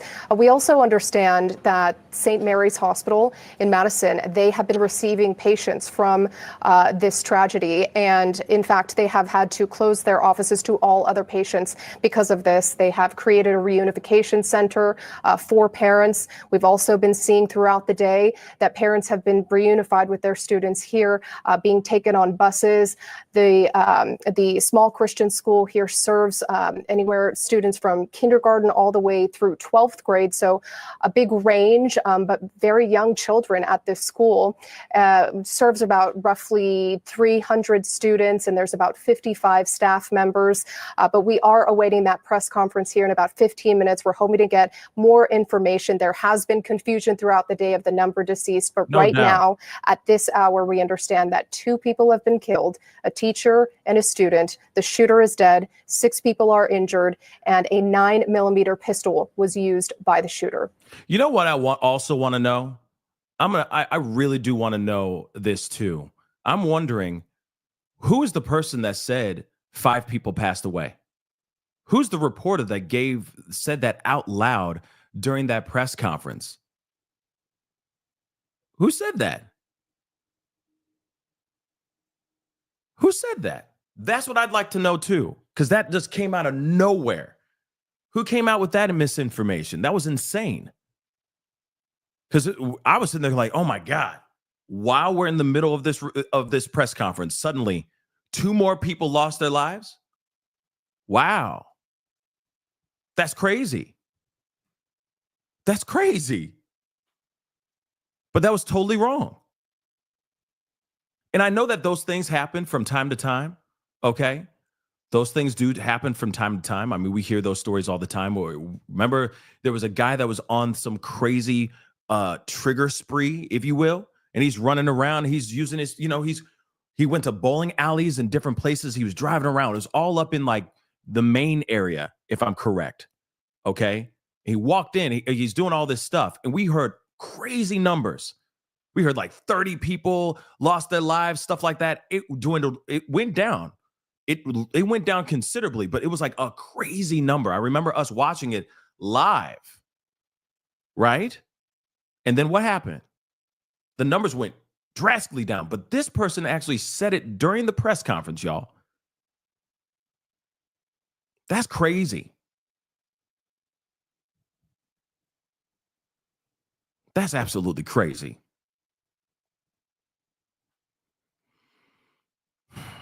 Whoever reported that, somebody might be losing their job tonight. I'm just saying, because that was nuts. But let's continue. I want to hear a little bit more of this. Boris, Brianna. Veronica Miracle, thank you so much for that update. We want to discuss the latest with Democratic Wisconsin State Representative Sheila Stubbs. She's actually set to represent the area where this shooting took place as of the beginning of next year.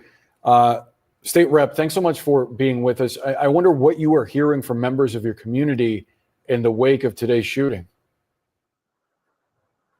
Well, thank you, Brianna and Boris, for this interview. My heart and my prayers are with the students, it's with the staff, it's with the families, and it's with the community of Abundant Life Christian School following this morning's tragic shooting. as a parent myself and as a pastor, this tragedy hit especially close to home for me. So my thoughts are with Pastor Tim Fluttery and his congregation in this time of intense worrying and grief.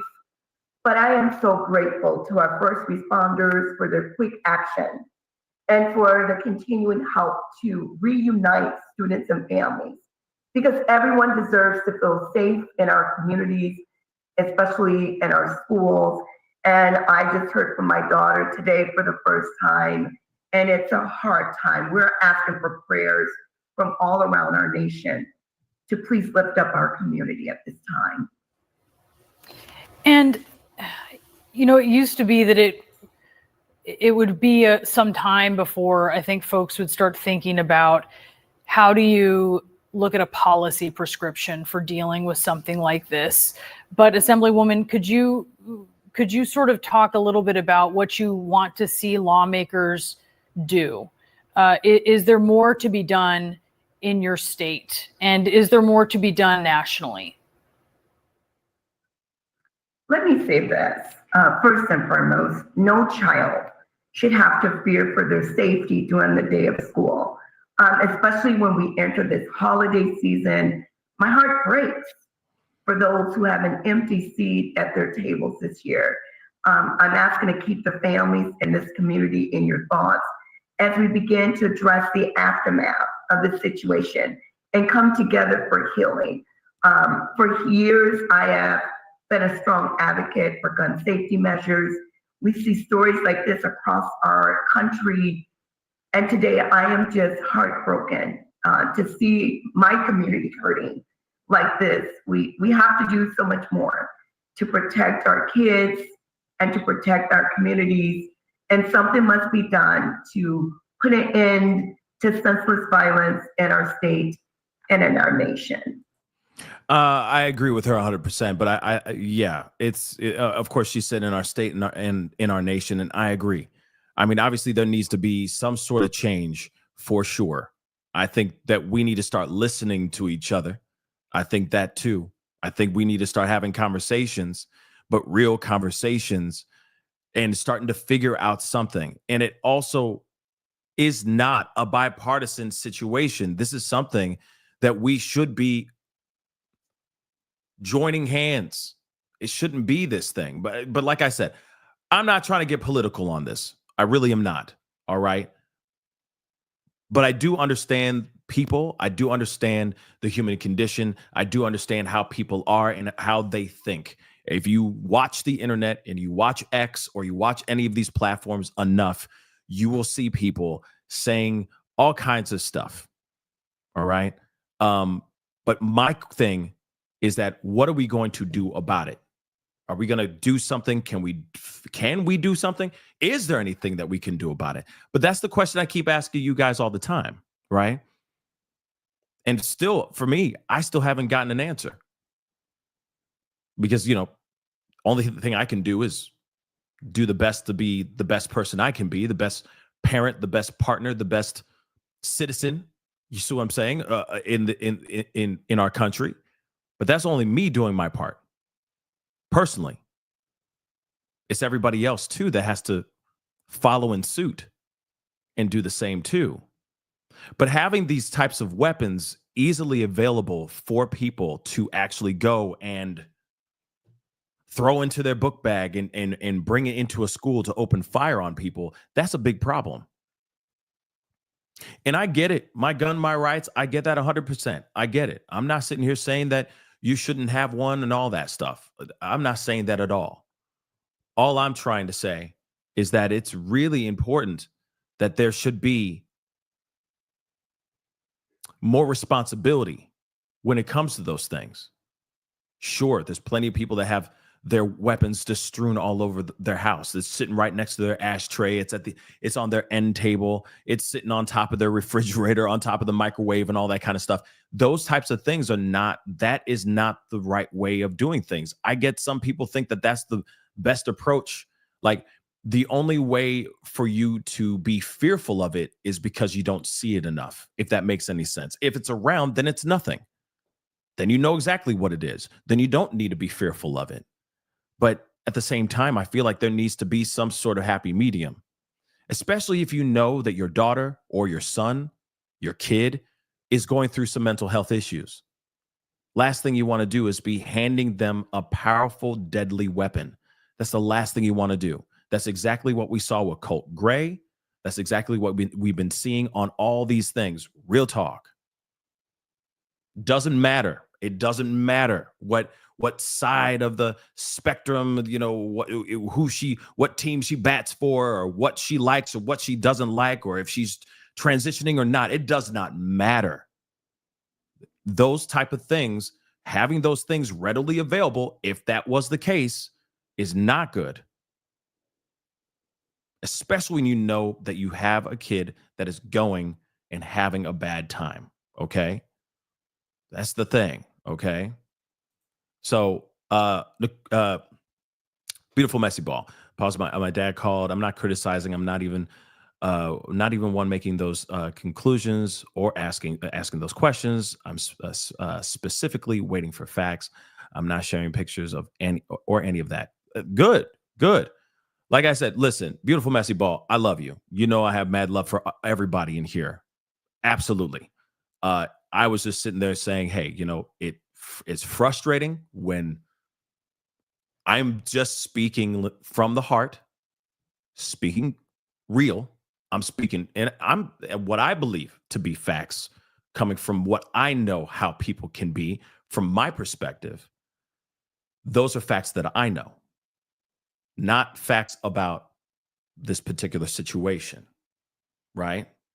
So, like I said, I think people get really, really hectic or reckless when they start putting out information that isn't 110%. And that does not apply to you. I'm just saying things that are on the internet with what people are saying out here and all that. So that's all I was saying. The only thing that is frustrating is as soon as I talk about how people aren't listening, it turns into it felt like you weren't listening. And so I'm going, okay, there it is. That's exactly what I'm talking about. We don't listen to each other anymore. We're talking at each other. We're not conversating. We're not having conversations anymore. Now it's always, I got to be on this soapbox. I got to stand and say my stuff because that's how I feel. Anger, finger pointing, instead of actually going, okay, what can we do to make this better? Or let's just wait for the facts and find out what happens first before we automatically say, oh yeah, she's for this particular thing, so on and so forth. And I'm not, like I said, beautiful messy ball, this is not me talking to you. This is me talking to everybody else because this is the world that we live in.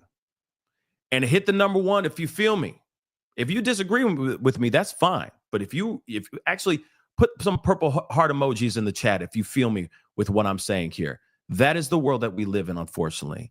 And that's why I get frustrated because, shoot, we do 2 or 3 political shows on the election. And I can't even sit on the fence and say, and just be even without someone trying to change what I'm saying into something that fits their narrative, that fits who they're voting for. And that blows my mind. In fact, somebody said in the chat, and I'll never forget this, while we were watching the election, it was election night or something like that. Everyone's going, who did you vote for? Who did you vote for? Just losing their minds, right? Pascal, are you going to tell us who you voted for? I ain't going to tell you a damn thing. Still to this day, I will take that to my damn grave. I don't care. But here's the thing. Notice this wristband. It's red, right? Somebody in the chat was like, oh, okay. I already know who you voted for because of your wristband. Let me put that a little bit louder. Literally. And I'm sitting there going like, wow, people are this desperate that they will try to find something that I've been wearing for a couple years now to say that this is a subliminal message to everybody on who I'm voting for.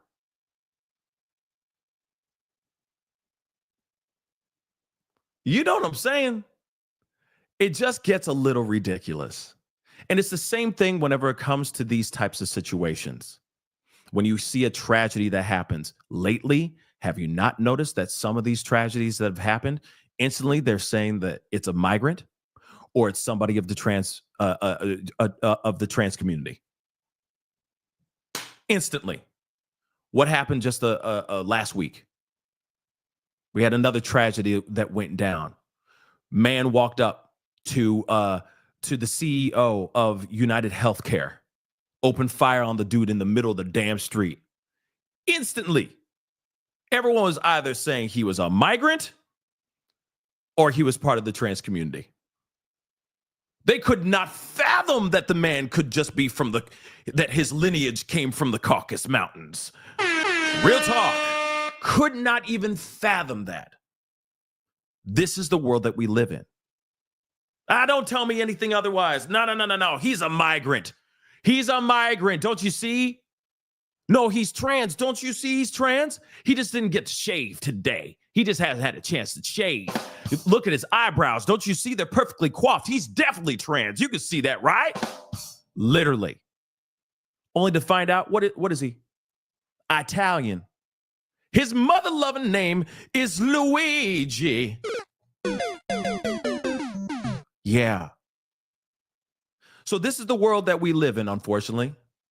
And it's frustrating because no one's waiting for the facts, okay? No one's waiting for the facts. They're waiting for whatever's going to fit their own narrative. Because God forbid, let's just use Luigi, for example, because we do know his name and his face is out here. He is a white male. He is Italian as F. His mother-loving name is Luigi Maggione. He is Italian as F. But people cannot fathom the idea of the guy actually being a white male straight that actually did this thing. It's still to this day. I'm not kidding, guys. I kid you not. I'm still getting emails. I'm still getting emails from people saying, no. You don't understand. See, he's trans. You don't see that he trans? But bruh, he trans. Did you not see that he's trans? Who cares? He's a monster that took out somebody. Whether you believe what he did was good or bad, he still did one of the biggest no-nos in the world, which is taking someone's life. And he did it in the most egregious way. Broad daylight. In the morning, right there in the middle of the streets of Manhattan. That is diabolical and insane. And still people are out here trying to move the goalposts, saying, no, he trans. Look at his eyebrows. You know for a fact he do that manscaping up from the waist up. Look at that. He hairy, but he trying to transition. Don't you see it? It's like, are you kidding me? Oh my God. Oh my God. Oh my God. That is what is going on in our world. And unfortunately, instead of it going, hey, no, hold on. Look at the facts. Read the facts. They're right here in black and white. Right here. He's not trans. And if he was, it's okay. Like, I don't care. It doesn't change anything. To me, it doesn't. Still an evil kid. He still did a very, very bad thing. But he's not. Look at the information. So same thing that's happening here. We don't know the name. Well, there's a name out there, but they have not said the name out here to make it official yet, which I'm waiting for. When that actually happens, we're going to talk about it. But notice how everyone's like, oh, somebody even said, oh, I think the girl's black. Come on. Yeah, see, beautiful. See, you know exactly. See, now beautiful messy ball. Thank you. See, it's red. These lights are red. Uh-oh. What does that mean? Oh, you know what I mean? It's ridiculous. It's ridiculous. It's like, wait for the information. Why are we jumping through hoops just so you feel better? I get it. It makes you feel better that he's part of the enemy or she's part of a group that you clearly look at with disdain. I get that fully. But wouldn't it feel even better if it was facts and not fiction, facts and not speculation and tinfoil hatty conspiracy theories. Think about that for a second, because then it would rest in your soul even more. It will rest in your soul even more, because you'd be that more vindicated, that more comfortable, sitting nice and comfy. Oh, yeah. Crazy leftist, let's just say, right? Part of some anti-group, part of Antifa. Damn right.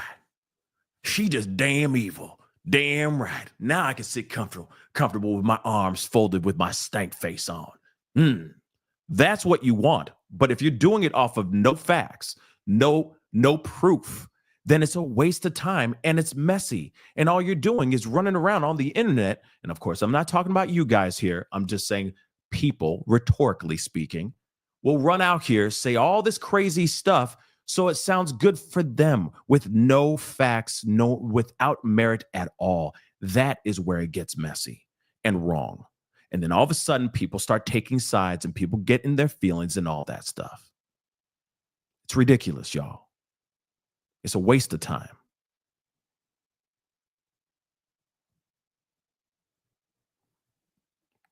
I heard it was an all-black school. I'm not kidding. Somebody said that in the chat. Oh, I think that's an all-black school.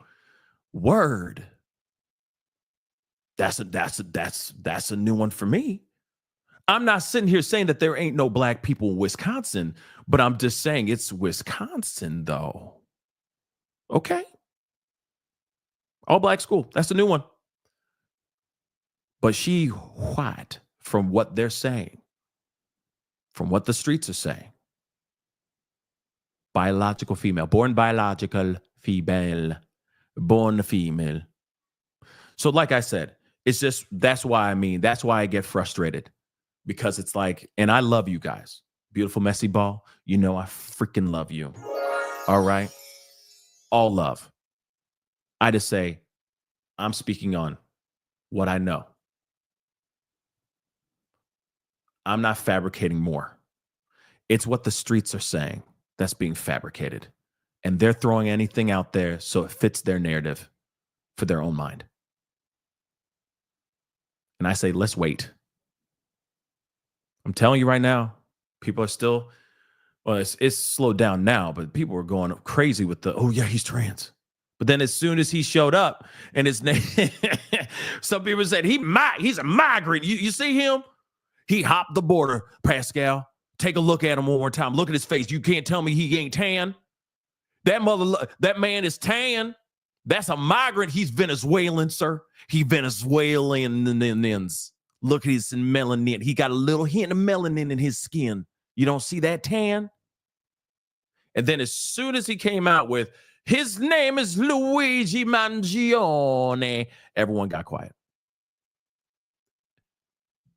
Crickets for like 5 seconds. And then they said, but he's trans. That's what it is. He's trans.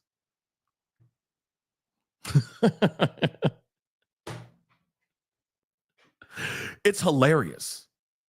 It's not healthy, guys. It doesn't help your brain. Okay? Let the facts lay where they are. Okay? Don't worry. There'll be some evildoer that fits your model perfectly here soon, because evil finds us everywhere. Okay? Yes, beautiful, messy ball. See? People love to make ish up. Absolutely. It's insane. It's insane. But give it 5 minutes. I'm telling you. It's like, oh, no, Luigi ain't trans. Oh, damn. He's just a regular white man. Damn. Oh, but he's left. That's what they're doing now. Oh, he's leftist. We got something. Right? But don't worry. Give it 5 minutes. Evil is going to rear its ugly head with the perfect match for you guys. For those who are sitting there trying to move goalposts for everything. Watch. He gonna be hardcore left. He gonna be Venezuelan. He gonna be trans as well. And I don't know. I'm trying to think of something else. Something that people hate so much. He always talks about crypto or something like that. You know? or he don't like Elon Musk. Something crazy. And then everyone's going to be like, "Meh," you know what I mean? Don't worry. Give it 5 minutes. Like I said, in a blink of an eye, there will be another evildoer out here, and he going to fit exactly what you want. But this one right here, for this particular situation, we don't know the full answer right now. From what we are hearing, it's female, 17 years old, could be Caucasian, but that has not been confirmed yet. There are people on the streets saying that there are people on the streets saying that she is, that this is a particular person, but we don't know yet. Okay, we don't know yet. Give us some time. Yes, Sheila, or an incel. Oh no. Yep. Like I said, you wait for that too. Wait for that too. Okay. Wait for that too. All because kid got mad because apparently, you know what I mean? Incel. So give it time, guys. There's another press conference. What? I'm kidding. Is that true? Let me look at that. Let me look at that up because Luigi. It's a me, Mario. It's a me. Let me see. Let me see here. Is there really another press conference up in this B? Hold on. Let's take a look. So I love you guys, but sometimes it gets a little off the rails with the theories and stuff. And I say, let's just wait. Okay? Let's wait a while. You know what I mean? That's a deep cut. Wow. Janet Jackson, anybody? Let me see. Press conference? Mm-hmm. Come on. Is it really 5:30? Yeah, I had to. I caught myself. I was getting emotional too. You know what I'm saying? So I had, the part of me is like, okay, we got to shake this off because that's the thing too. Like talking about this stuff, these tragedies and all that, it angers me. And I think this is the reason why, like the Diddy stuff is so like. I know it sounds so crazy, but that brings me so much joy. I know that sounds really messed up. The reason why I say that is because it's not about like what we talk about here. It's such a bad thing. And I'm not sitting here saying that Diddy's stuff brings me joy. It's just that it's something that we all mainly agree on, right? We all agree on that. Like it's bad what he's done. You know what I'm saying? Like you see what I'm saying? But this kind of stuff it hurts your heart. It makes you angry, And then you sit there and go, you sit there and you're like, what can I do? What can we do? Because you feel helpless, You feel helpless. And it just it angers me. So I don't see anything about a press conference, another one. They might be doing another one, but did anybody else see a press conference? Is anybody else seen a press conference? See, thank you, George Miller. Love your comic books, by the way. Ha. Isn't George Miller a comic book writer? But you just have the same name as George Miller. Like Sin City and Batman and stuff. Didn't he do George Miller? Ain't that the guy? So there is one at 5:30. Hamburger. But sometimes you just got to bring some levity to the situation. So you're not it's Frank Miller. Damn it. Thank you. Sorry, 720. Thank you, 720. And sorry, George Miller. I apologize. Okay. I had the wrong guy. All right.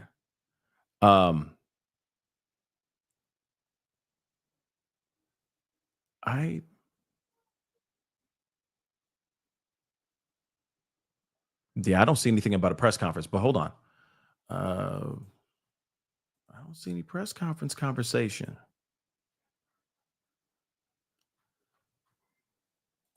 Let me see here. Well,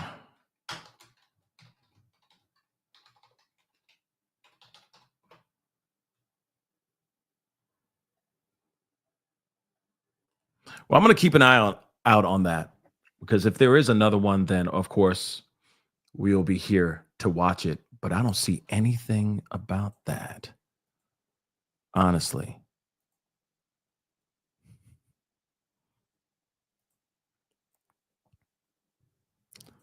Oh my dear God.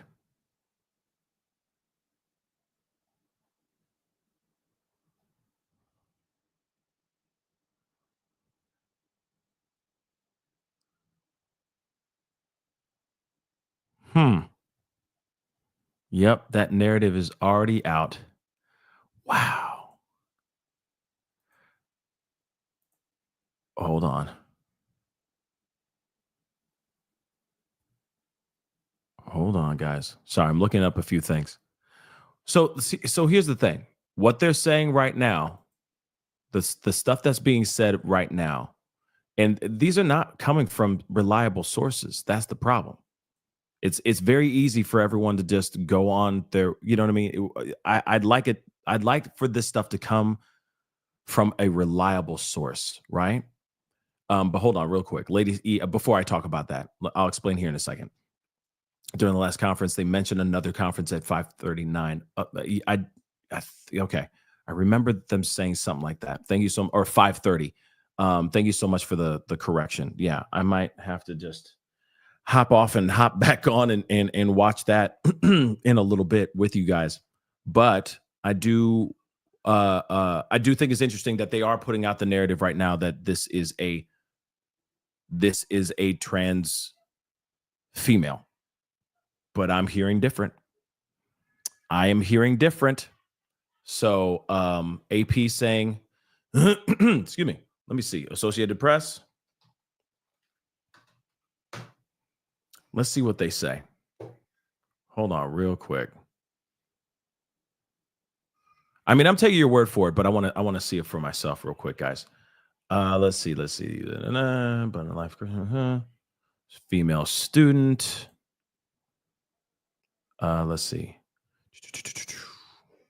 I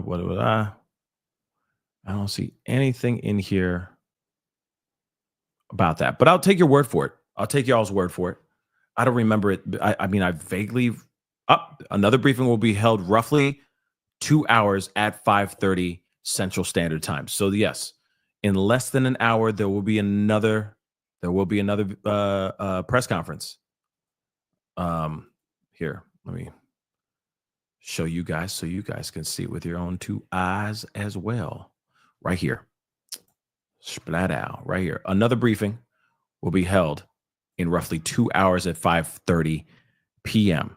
So 5:30 Central, 6:30 Eastern. Okay. And I think that they're going to, I would hope that they are going to expose the name.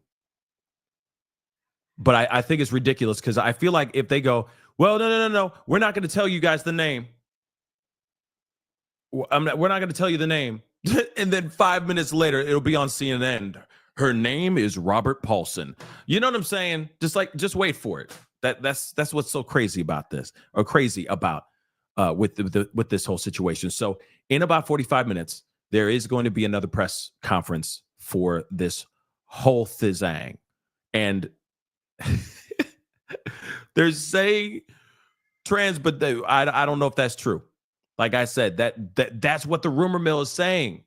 But then there's other places that are saying this particular person that they're saying is the assailant. You know, they're identifying this particular person out here in these streets right now. They're saying biologically born female. That's what they're saying.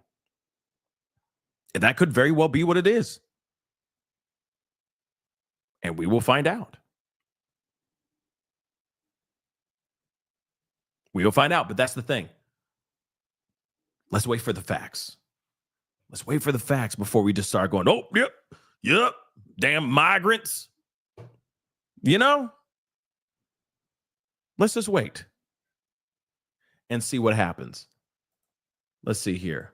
Liz, thank you so much for the love. Pascal, police declined to provide any identifying details about the suspected monster, but one law enforcement source told CNN the person was a female. Yes.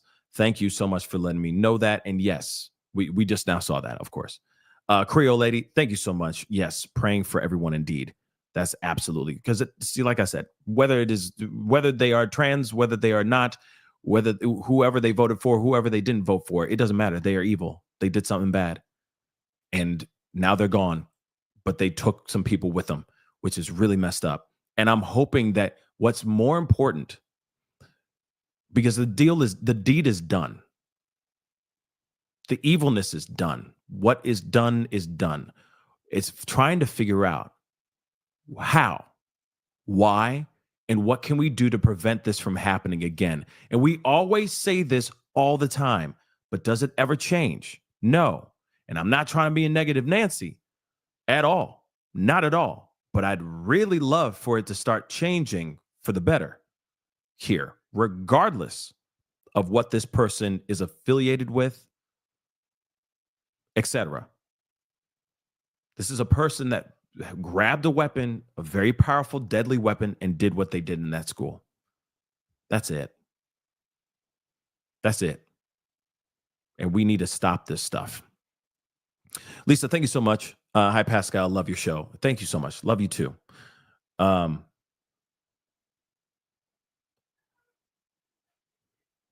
But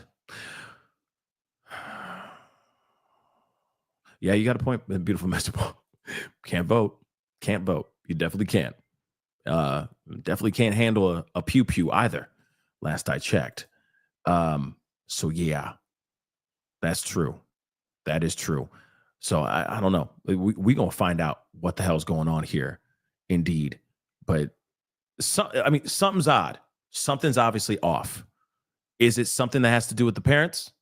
And that's the thing, though. The parents are going to be on the chopping block. Absolutely. Media is going to be all up in their asses for the next week, for the rest of this week. I'm dead serious. I'm hoping that they're not a mess, but you never know. I mean, look at Colt Gray and his dad and his mama. That was a Maury Povich episode just waiting to happen. All right. Shoot, a Jerry Springer episode waiting to happen, actually. But still, they're going to pin it on the family, on the parents, for sure. Where did she get that weapon? She can't just walk into a store and buy that. She's not of age. So something's weird. And they're going to be all up in that.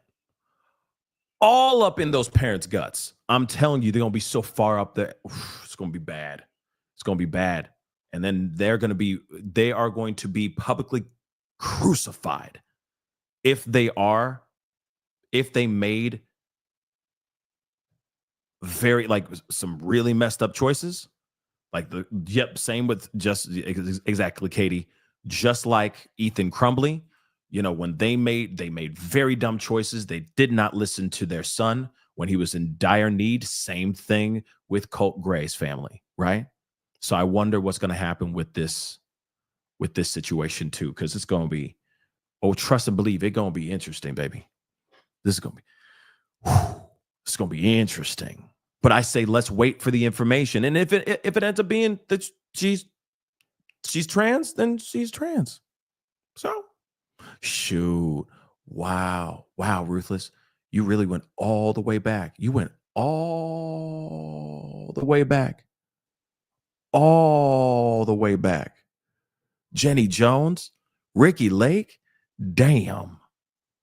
That is a deep cut, okay? But this, Yellow Days, this could very well be an example of somebody having severe mental health issues, for sure. It could very well be that. Or it could be somebody who has who's trans. You never know. But still, mental health issues nonetheless. So we're gonna see what happens. I'll be back on at 5:30. Okay. I'm gonna take a little break. And hop back on with that information. Again, I love you guys. You know that. All right. I just want us to live in a more copacetic world where we don't have to always feel like we have to be on, I don't know. I guess my utopia is like everyone just getting along, and not everything has to be so polarizing and so crazy, you know? A world where we just kind of wait for facts and we get the facts and then we discuss it, you know?